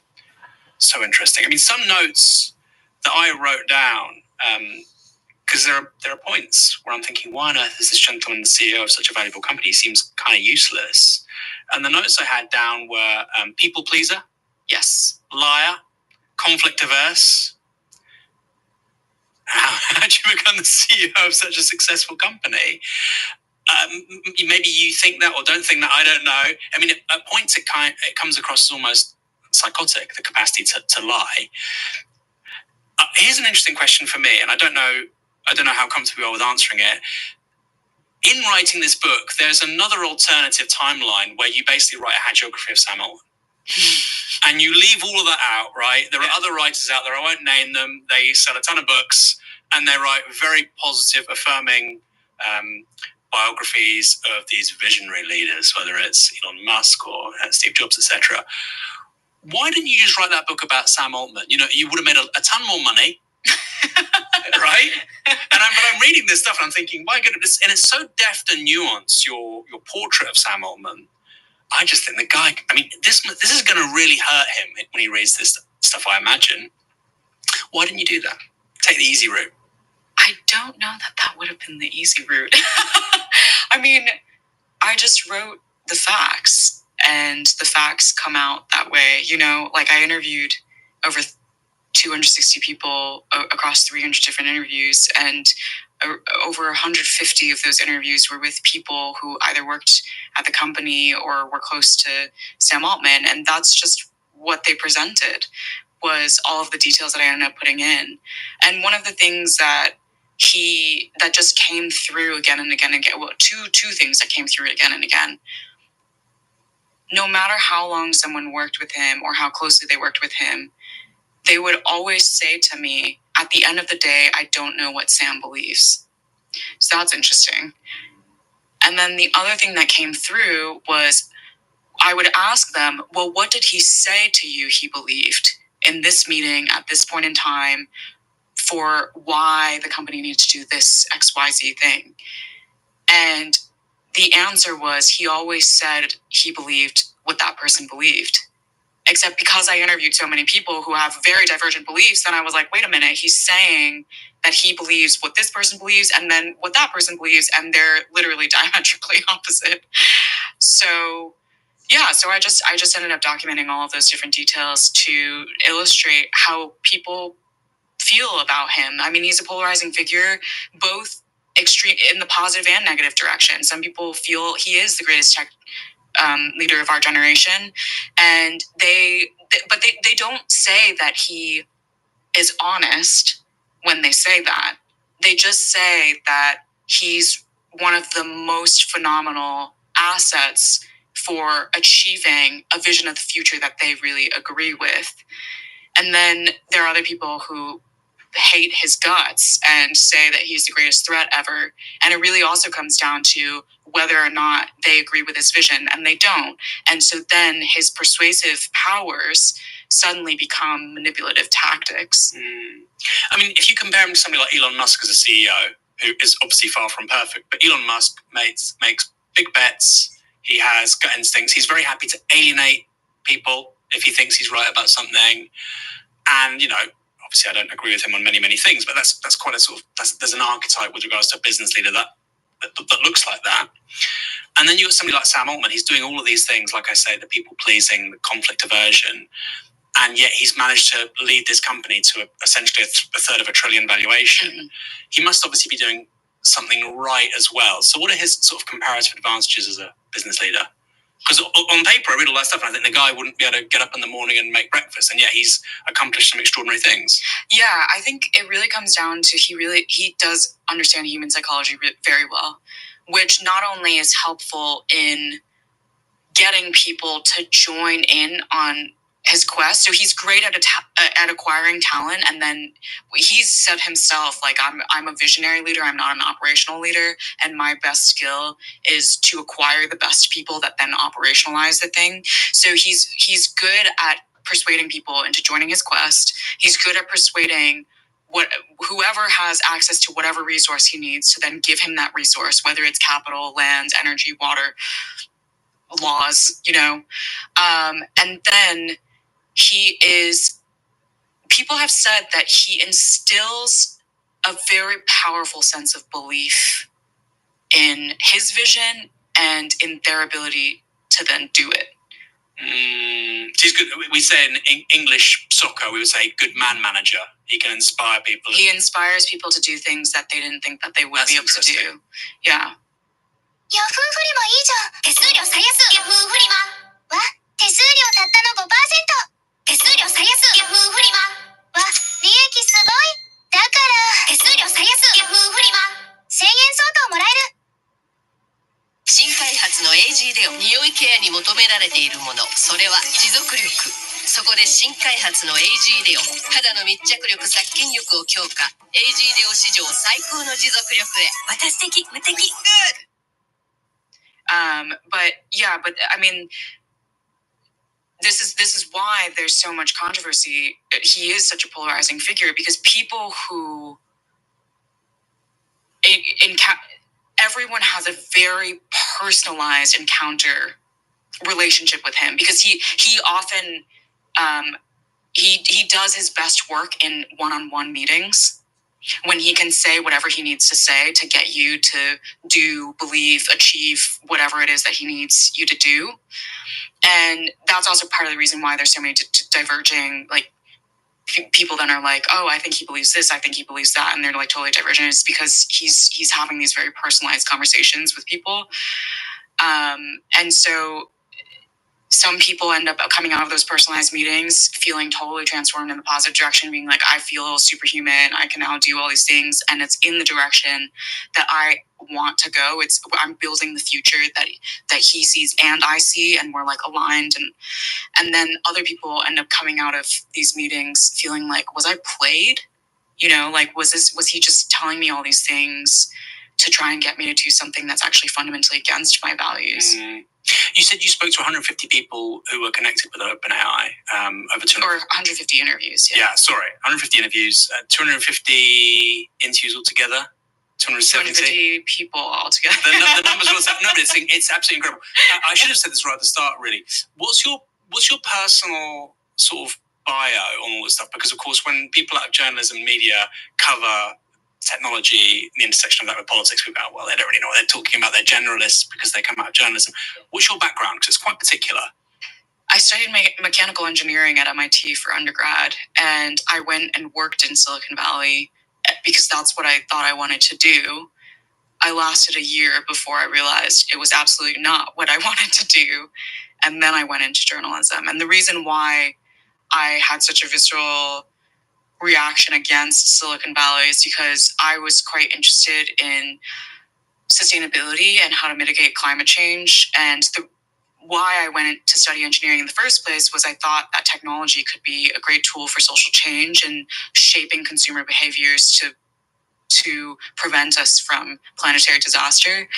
And I realized that Silicon Valley's technology incentive structures for producing technology were not actually leading us to develop technologies in the public interest. And in fact, most often it was leading to technologies that were eroding the public interest. And the problems like mitigation of climate change that I was interested in were not profitable problems.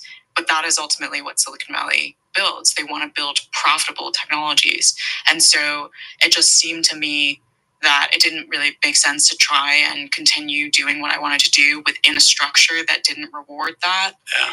And then I thought, well, I've always liked writing. Maybe I can use writing as a tool for social change. So I switched to journalism. You went to MIT Review, right? And then I went to a few publications and then eventually MIT Technology Review to cover AI. And then Wall Street Journal. And then the Wall Street Journal. I mean, these are big, just so people know, there's real credibility behind this. All these interviews, this CV. And it's interesting as well, you say, I wouldn't write a hagiography, I just wrote what was there. I mean, maybe that's partly an extension of your sort of STEM background, right? You know, rather than writing like propaganda on a puff piece, which, let's be honest, is most coverage of the sector. But it's true, right? Well, you know, people often ask me this is like, how much did my engineering degree help me in reporting on this? And I think it helps me in ways that are not what people would typically assume. I went to school with a lot of the people that now build these technologies. I went to school with some of the executives at OpenAI, you know? And so for me, I do not find there to be magic. I don't find these figures to be towering or magical Like, I remember when we were walking around the dorm rooms together in our pajamas, and it instills in me this understanding that technology is always a product of human choices, and different humans will have different blind spots. And if you give a small group of those people too much power to develop technologies that will affect billions of people's lives, inevitably that is structurally unsound. We should not be allowing small groups of individuals to concentrate such profound influence on society when it is not, you cannot expect any individual to have such great visibility into everything that's happening in the world and perfectly understand how to craft a one-size-fits-all technology that ends up being profoundly beneficial for everyone. Like that, it just doesn't make sense at all. And I think the other thing that it really helps me with is Silicon Valley is an extremely elitist place, and it allows me to have an honest conversation with people faster, because if they start stonewalling me or like trying to pretend that there's certain things that these technologies are capable of that they're not actually capable of, I will just slap my MIT degree down and be like, cut the bull crap, like tell me what's actually happening. And it is a shortcut to getting them to just speak more honestly to me, but it's not actually because of what I studied. It's more just that it signals to them that they need to speed up their throat clearing. That's really interesting, though. Yeah, because I do feel like lots of coverage of this sector. I mean, I can only speak in regards to the UK, and we're a tiddler compared to you guys. But at the intersection of particularly politics and technology, the coverage by political journalists at Westminster, Keir Starmer and Rachel Reeves say, we're going to build more data centres. Isn't that fantastic? Actually, not necessarily. They're not going to create that many jobs once they're built. They can use a ton of energy, ton of water. What's the upside for the UK taxpayer? There is very little interrogation of just the press releases. Yeah. And it's really interesting to me that you've come out of MIT and then you've taken this trajectory. Is this stuff you just talked about, knowing these people, this tiny group of people whose decisions now affect billions already, is this stuff on the present trajectory? Is it an existential challenge to democracy? Challenge is speculative. Is it going to end democracy? 部分入れ歯に問題は？いいえ。お口としては汚れが心配。そう、汚れは隠れてる。ポリデントプレミアムは3分で隅々まで洗浄。3分スピード新発売。ホワイトニングも。イノシー。不動産価値って下がってないってこと。そこに将来性を感じたのと、やっぱり持ち出しのお金が少ないっていうところ。いや、楽しいですね。将来のことを考えるのが楽しい。AI 不動産投資。イノシー。I think it is greatly threatening and increasing the likelihood of democracy's demise, but I never make predictions of this outcome will happen because it makes it sound inevitable. And one of the reasons why I wrote the book is because I very much believe that we can change that and people can act now to shape the future so that we don't lose democracy. But on this trajectory, right? On this trajectory. If the next 20 years are like the last 20 years. On this trajectory, for sure, I think it will end democracy. Yeah. How quickly? We've really screwed up in the last 20 years, right? I wonder, it's kind of... Gosh, yeah. I'll give it maybe 20 years. 20 years? Yeah. Yeah. We used to have this thing called privacy, high streets, childhood, all gone. You've said that what OpenAI did in the last few years is they started blowing up the amount of data and the size of the computers that need to do this training in regards to the deep learning. Give me a sense of the scale. We've talked a little bit about the data centers, but how much energy, land, water is being used to power OpenAI? Just specifically as one company. Yeah, to power Open, that's really hard because they don't actually tell us this. So we only have figures for the industry at large and the amount of data centers. So it's not in their annual reports, for instance? No. Well, they don't have annual reports because they're not a public company. Of course. Yeah. Huh. So that's, one of the ways that, and actually, it doesn't matter if they're a public company because Google and Microsoft, they do have annual reports where they say how much capital they've spent on data center construction. They do not break down how much of those data centers are being used for AI. they also have sustainability reports where they talk about the water and carbon and things like that, but they do not break down how much of that is coming from AI either. And they also massage that data a lot to make it seem better than it actually is. But even with the massaging, there was that story 2 years ago, or sorry, last year, 2024, where both Google and Microsoft reported, I think it was a 30% and 50% jump in their carbon emissions because largely driven by this data center development. Yeah. And also the context here is of the last, it was one of the good news stories of the last sort of 10 to 15 years is that CO2 emissions per capita in the US had kind of plateaued, right? Across the West had kind of plateaued. And actually in the UK, energy consumption dropped. Yeah. I mean, we stopped making things, but still. Yeah. You know, everything's made in East Asia now. But no, but it was kind of a good story and I kind of bought it, right? I thought that, you know, we'd kind of plateaued. Obviously, the Global South would consume more energy, but we are as well. Should we look at these companies as kind of analogous to the East India Company of the 19th century? That is the analogy that I've increasingly started using, especially with the Trump administration in power, because the British East India Company very much was a corporate empire and started off not very imperial. They just started off as a company, very small company based in London. And of course, through economic trade agreements with India, gained significant economic power, political power, and eventually became the apex predator in that ecosystem. And that's when they started being very imperial in nature. And they were the entire time abetted by the British Empire, the nation state empire. So you have a corporate empire, you have a nation state empire. And I literally see that dynamic playing out now, where the US government is also in its empire era. The Trump administration has quite literally used words to suggest that he wants to expand and fortify the American empire. And he sees these corporate empires like OpenAI as his empire building assets. And so I think he is probably seeing it in the same way that the British Crown saw the British East India Company of, let's just let this company acquire all these resources, do all these things, and then eventually we'll nationalize the company, and then India formally becomes a colony of the British Empire.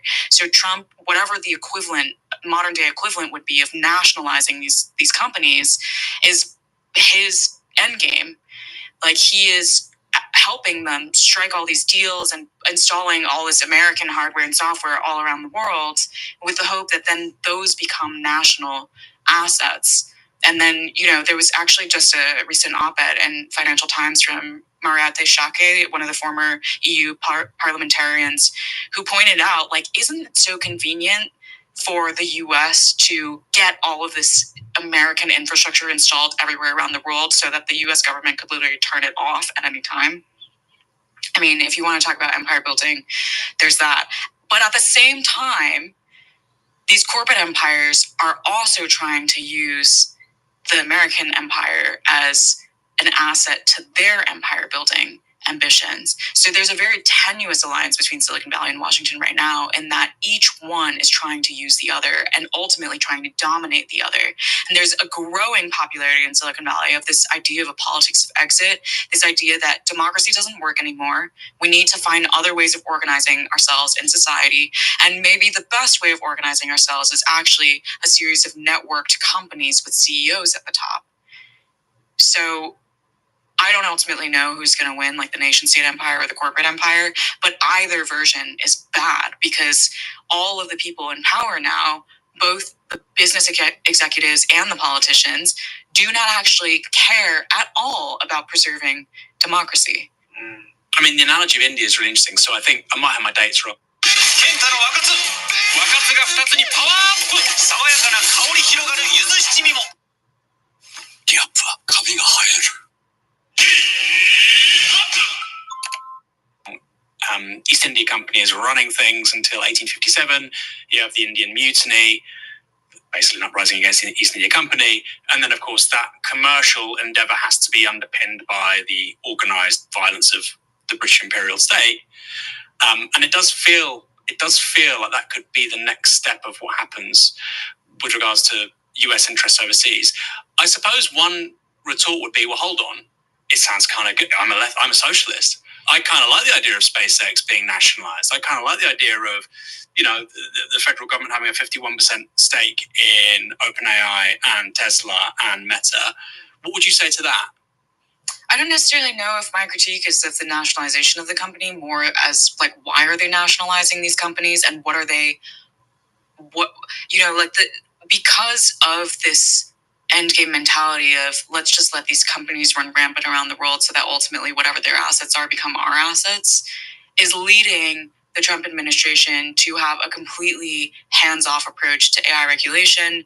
They're quite literally, they proposed the big beautiful bill, which passed the House and is now going up to the Senate with a clause that would, if implemented, put a 10-year moratorium on AI regulation at the state level, which is usually, the state level is usually where regulation, sensible regulation happens in the US. So they're doing all of these actions now with wide-ranging repercussions that will be very difficult to unwind in the name of this idea that maybe if they just allow these companies to act with total impunity, that it will ultimately benefit the nation state. How do people like Sam Altman look at the rest of the world outside the US? These kind of tech leaders, and how do they look at little Britain and Italy, and how do they look at us? What do they think about us? You've been inside their minds. They see them as resources. They see different territories as different types of resources, which is what older empires did. They would look at a map and just draw out the resources that they could acquire in each geography. We're going to go here and acquire the labor. We're going to go here and acquire the lands. We're going to go here and acquire the minerals. That's literally how they talk. Like, when I was talking with some OpenAI researchers about their data center expansion, there was this one OpenAI employee who said, we're running out of land and water. And he was just saying, we're just trying to look at the whole world and see where else we can place these things. What other geographies can we find all the conditions that we need to build more data centers? Land without earthquakes, without floods, without tornadoes, hurricanes, all these natural disasters, and can deliver massive amounts of energy to a single point, and can cool the systems. And they're looking at that level of abstraction to what are the different pieces of territory and resources that we need to acquire. And that includes other parts of the West. That's not just the global south. No, it includes other parts of the West as well. Yeah. So there have been rapid data center expansion in rural communities in both the US and the UK. And it always ends up in economically vulnerable communities, because those are the communities that often actually opt in to the data center development initially, because they are not informed about what it will ultimately cost them and for how long. And so I spoke with this one Arizona legislator who said, I didn't know it had to use fresh water. And for the UK audience, Arizona is a desert territory. There's a very, very stringent budget on fresh water. And after that legislator found out, she was like, I would have never voted for having this data center in. But the problem is that there are so few independent experts for these legislators, city council members to consult, that they're the only people that they rely on for the information about what the impact of this is going to be are the companies. And all the companies ever say is, we're going to invest millions of dollars. We're going to create a bunch of construction jobs up front, and it's going to be great for your economy. Yeah, that's all we hear about data centers in this country, and it's a great top line for the Chancellor and the Prime Minister, because they can say tens of billions of pounds worth of investment. Okay, but in terms of long-term jobs, how many? And also, by the way, for that rural community in God knows where, the northeast of England or whatever, you're not telling them that actually they can't use their hose pipes for 3 months a year because all the water's going to that local data center. Exactly. And it's quite extraordinary. And the most scary thing about all of it is, in the UK at least, the politicians don't know any of that. I sincerely don't think the Chancellor knows any of that. And there's no real, even if you use the prism of colonialism, imperialism with regards to exploitative economic relations between the United States and other parts of the world, they think you're a Trotskyist. Right? That's the crazy things. They can't even look after their own people. Because if looking after your own people boils down to being too left wing. Well, I think part of it is also that they don't really realize that it's literally happening in the UK. So to connect it to the UK. Easy Smart Life スマートライフ始めやすいし安心お得で嬉しいし未来にも優しいしイージーな暮らしがいい感じ北陸電力 Easy スマートライフシリーズどんな時も寄り添ってくれる存在かな。なるほど。Data center development along the M4 corridor has literally already led to a ban in construction of new housing in certain communities that desperately need more affordable housing. And it's because you cannot build new housing when you cannot guarantee deliveries of fresh water or electricity to that housing. And it was due to the massive electricity consumption of the data centers being built in that corridor that led to that ban. That's nuts. Yeah. I mean, that's the most valuable real estate for housing in the country, the M4. Yeah. And do you think UK politicians are aware of that contradiction, or is that just I mean, you know, I don't know if they are aware, if maybe they don't have awareness, or maybe they are aware and they're also thinking of other trade-offs. I mean, now in the UK and in the EU at large, there's just this huge conversation around data sovereignty and, of course, technology sovereignty. There's this whole concept of developing the EU stack. And why is it that we don't have any of our tech giants? Why don't we have any of this infrastructure? And like Keir Starmer just said this week during London Tech Week, we want to be AI creators, not AI consumers. So I think in their minds, maybe this is a viable trade-off. We skimp a little bit on housing for the ability to have more indigenous innovation. But I think the thing that is often left out of that conversation is this is a false trade-off. People think that you need colossal data centers to build AI systems. You actually do not. This is specifically the approach that OpenAI decided to take. But actually, before OpenAI started building large language models and generative AI systems at these colossal scales, the trend within the AI research community was going the opposite direction towards tiny AI systems. And there was all this really interesting research looking into how small your data sets could be to create powerful AI models and how little computational resources you needed to create powerful AI models. So there were interesting papers that I wrote about where you could have a couple hundred images to create highly performant AI systems, or you could have AI systems trained on your mobile device. That's like not even one computer chip running on your mobile device. And OpenAI took an approach that is now using hundreds of thousands of computer chips to train a single system. And those hundreds of thousands of computer chips now are consuming, city loads of energy. And so if we divorced the concept of AI progress with this scaling paradigm, you would realize then you can have housing and you can have AI innovation. But once again, there's not a lot of independent experts that are actually saying these things. Most AI experts today are employed by these companies, and this is basically the equivalent of if most climate scientists were being bankrolled by oil and gas companies. Like, they would tell you things that are not in any sense of the word scientifically grounded, but just good for the company. I interviewed a great guy twice actually now, a guy called Angus Hansen, who's really just on it with regards to the exploitative nature of the increasingly exploitative nature of the United States economic relations with the UK. Just fascinating a book and man.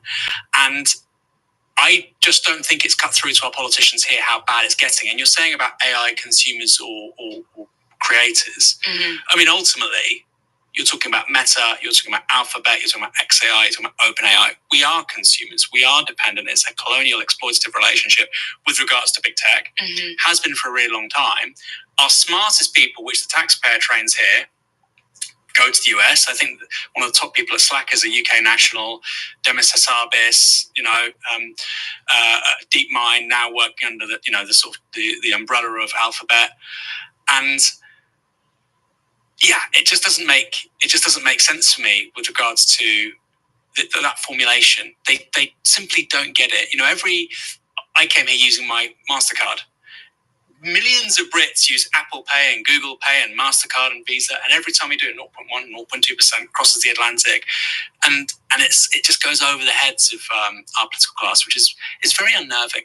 In regards to the efficiency of these smaller systems, where does DeepSeek fit in all of this? Because of course, the scaling laws at the heart of OpenAI, which is you get to AGI by more compute, more parameters, more data, is kind of untethered a bit by the arrival of DeepSeek. Yes, DeepSeek is such an interesting and complicated case because it's a Chinese AI model that was created by this company Highflyer, and they were able to create a model that essentially matched and even exceeded some performance metrics of American models being developed by OpenAI and Anthropic, with orders of magnitude less computational resources, less money. That said, it's not necessarily the perfect.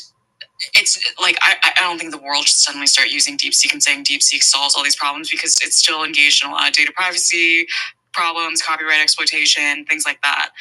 And some people argue that ultimately they were distilling the models from that were first developed through the scaling paradigm. So you first develop some of these colossal scaling models, and then you end up making them smaller and more efficient. So some people argue that you actually have to first do that scaling before you get the efficiency. But anyway, what it did show is you can get these capabilities with significantly less compute. And it also showed a complete unwillingness of American companies, now that they know that they can use these techniques to make their models more efficient, they're still not really doing it. Why? Do they like giving their money to NVIDIA? Because when you... ビッグニュースございます。ビッグニュース。レイクは初めて借りる方は365日利息がゼロになりました。100万円借りたら100万円だけ返せばいいってこと。大丈夫なのそのレイクは。知らんの CM は継続できる。レイク、貸付条件をご確認の上、ご利用は計画的に。利息の適用条件はウェブで。If you continue to pursue a scaling approach and you're the only one with all of the AI experts in the world, you persuade people into believing this is the only path, and therefore you continue to monopolize this technology because it locks out anyone else from playing that game. And also, because path dependence, like these companies are actually not that nimble, they end up, the way that they organize themselves, it's not so easy for them to just like immediately swap to a different approach. They end up putting in motion all the resources, all the training runs, so on and so forth over the course of months, and then they just have to run with it. So DeepSeek actually wasn't the first time that this happened. The first time that this happened was with image generators and Stable Diffusion. And Stable Diffusion was specifically developed by an academic in Europe who was really pissed that the AI companies like OpenAI were taking a scaling approach to image generation. He was like, this is literally wholly unnecessary, and they're spending thousands of chips, all of this energy to produce DALL-E, and ultimately he ended up producing Stable Diffusion with a couple hundred chips using a new technique called latent diffusion, hence the name Stable Diffusion. And, arguably it was actually an even better model than DALL-E, because users were saying that Stable Diffusion had even better image quality, better image generation, better ability to actually control the images than DALL-E. But even knowing that latent diffusion existed, OpenAI continued to develop DALL-E with these massive scaling approaches, and it wasn't until later that they then adopted the cheaper version. But it was just significantly delayed. And I was asking OpenAI researchers, why? That doesn't make any sense. Why did you do that? And they were like, well, once you set off on a path, it's kind of hard to pivot. Also, Jensen Huang, the CEO of NVIDIA, is really charismatic, right? I mean, it's quite funny because I'm a Marxist. I'm going to make that confession. You have these big sort of structural understandings of how history happens, and then you sort of realize, actually, this guy's really charismatic and this person's really manipulative, and all of a sudden, the world's hyperpower is, making these technological decisions. Okay, quite strange. We talked about data centers. We talked about earth, water, energy. I want to talk also about some of the more exploitative practices with regards to workers in the global south. You use one really galling example actually in Kenya. Can you talk about some of the research around that, some of the people you met? Yeah, so I ended up interviewing workers in Kenya who were contracted by OpenAI to build a content moderation filter for the company. And at that point in the company's history, it was starting to think about commercialization after coming from its nonprofit Fundamental AI research roots. And they realized if we're going to put a text generation model in the hands of millions of users, it is going to be a PR crisis if it starts spewing racist, toxic, hateful speech. In fact, in 2016, Microsoft infamously did exactly this. They developed a chatbot named Tay. They put it online without any content moderation. And then within hours, it started saying awful things. And then they had to take it offline. And to this day, as evidenced by me bringing it up, it's still brought up as a horrible case study in corporate mismanagement. And so OpenAI thought, we don't want to do that. We're going to create a filter that wraps around our models so that even if the models are generating this stuff, it never reaches the user because the filter then blocks it. In order to build that filter, what the Kenyan workers had to do was wade through reams of the worst text on the internet, as well as AI-generated text on the internet, where OpenAI was prompting its models to imagine the worst text on the internet. And the workers then had to go through all of this and put into a detailed taxonomy. Is this hate speech? Is this harassment? Is this violent content? Is this sexual content? And the degree of hate speech, of violence, of sexual content. So they were asking workers to say, does it involve sexual abuse? Does it involve sexual abuse of children? So on and so forth. And to this day, I believe if you look at OpenAI's content moderation filter documentation, it actually lists all of those categories. And this is one of the things that it offers to clients of their models, business clients of their models, that you can toggle on and off each of these filters. So that's why they had to put this into that taxonomy. The workers ended up suffering very many of the same symptoms of content moderators of the social media era. Absolutely traumatized by the work, completely changed their personalities, left them with PTSD. And I highlight the story of this man, Mofat Okinye, who was one of the workers that I interviewed, who showed to me that it's not just individuals that break down, it's their families and communities, because there are people who rely on these individuals. And so Mofat was on the sexual content team. His personality totally changed as he was reading child sexual abuse every day. And when he came home, he stopped playing with his stepdaughter. He stopped being intimate with his wife. And he also couldn't explain to them why he was changing, because he didn't know how to say to them, I read sex content all day. That doesn't sound like a real job. That sounds like a very shameful job. ChatGPT hadn't come out yet, so there was no conception of what does that even mean. And so one day, his wife asks him for fish for dinner. He goes out, buys 3 fish, one for him, one for her, one for the stepdaughter. And by the time he comes home, all of their bags are packed and they're completely gone. And she texts him, I don't know the man you've become anymore, and I'm never coming back. You say that's the case with regards to text, that people also having to engage with images as well? I mean, that was more of a social media thing, is that? Yeah, too? Yeah. There were workers that they then, so after this, they contracted these Kenyan workers. That contract actually was canceled because there was a bunch of scrutiny on that company and the third-party company that they were contracting the workers through, and huge scandal. This is Sama, right? Sama, yeah. Sama, right. And there was a huge scandal around Sama. And then OpenAI ended up shifting to other contractors who were then involved in moderating images. And were they remunerated for the kind of work they were doing quite well, or? For the Kenyan workers, they were paid a few dollars an hour. Right. Yeah.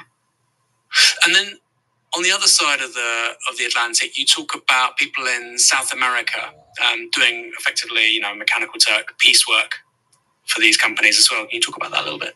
Yeah. So generative AI is not the only thing that leads to data annotation. This has actually been part of the AI industry for a very long time. And so I ended up years ago interviewing this woman in Colombia who was a Venezuelan refugee about the specific thing that happened to her country in the global AI supply chain. So when in 2016, when the AI industry first started actually looking into the development of self-driving cars, there was a surge in demand for highly educated workers to do data annotation labeling for helping self-driving cars navigate the road. You have to show self-driving cars, this is a car, this is a tree, this is a bike, this is a pedestrian, this is how you avoid all of them. These are the lane markings, this is what the lane markings mean, and they're humans that do that. And it just so happened in 2016, when this demand was rising, that Venezuela as a country was dealing with the worst peacetime economic crisis in 50 years. So the economy bottomed out. A huge population of highly educated workers with great access to internet suddenly were desperate to work at any price. And these became the three conditions that I call the crisis playbook in my book that companies started using to then scout out more workers that were extremely cheap for working for the AI industry. And so the woman that I met in Colombia, she was not just she was working in a level of exploitation that was not based on the content that she was looking at. She was labeling self-driving cars and labeling, retail platforms and things like that.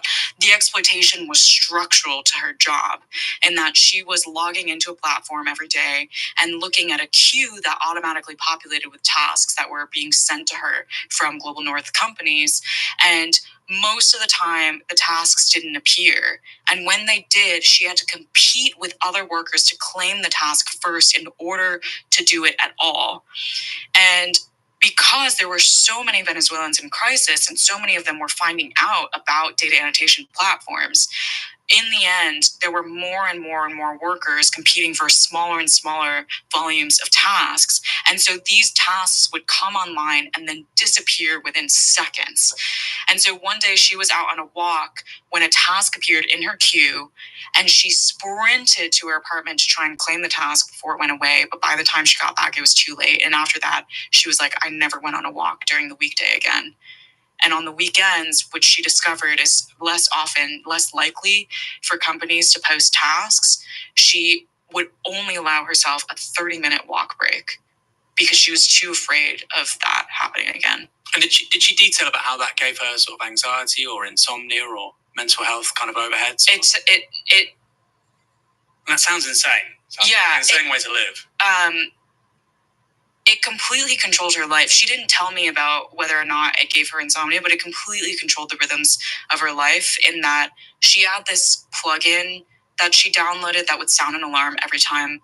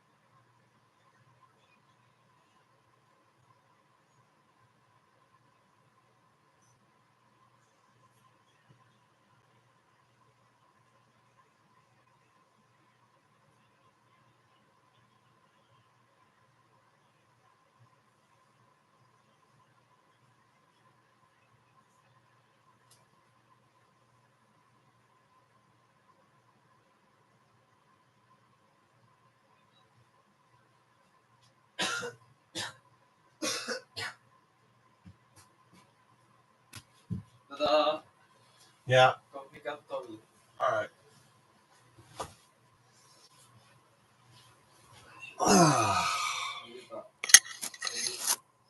We're awake. It's taking a nap.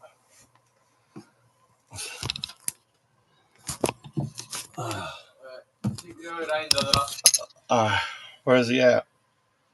Check your line. Okay, I'm checking my lines.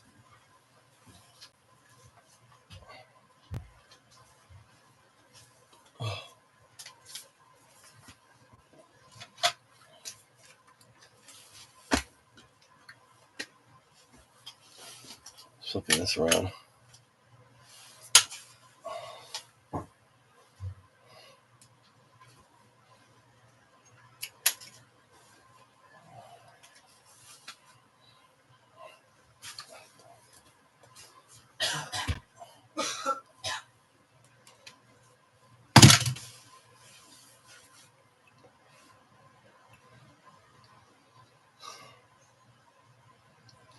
Check the line. Be right back.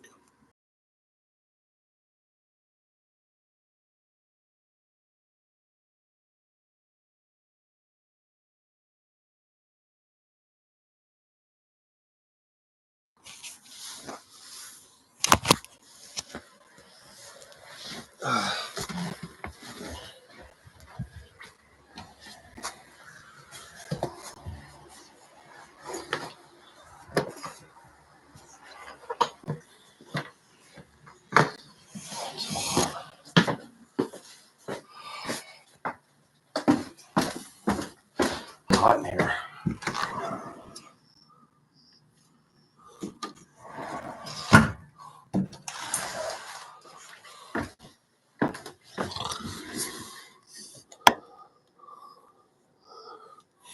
God, it's hot out there.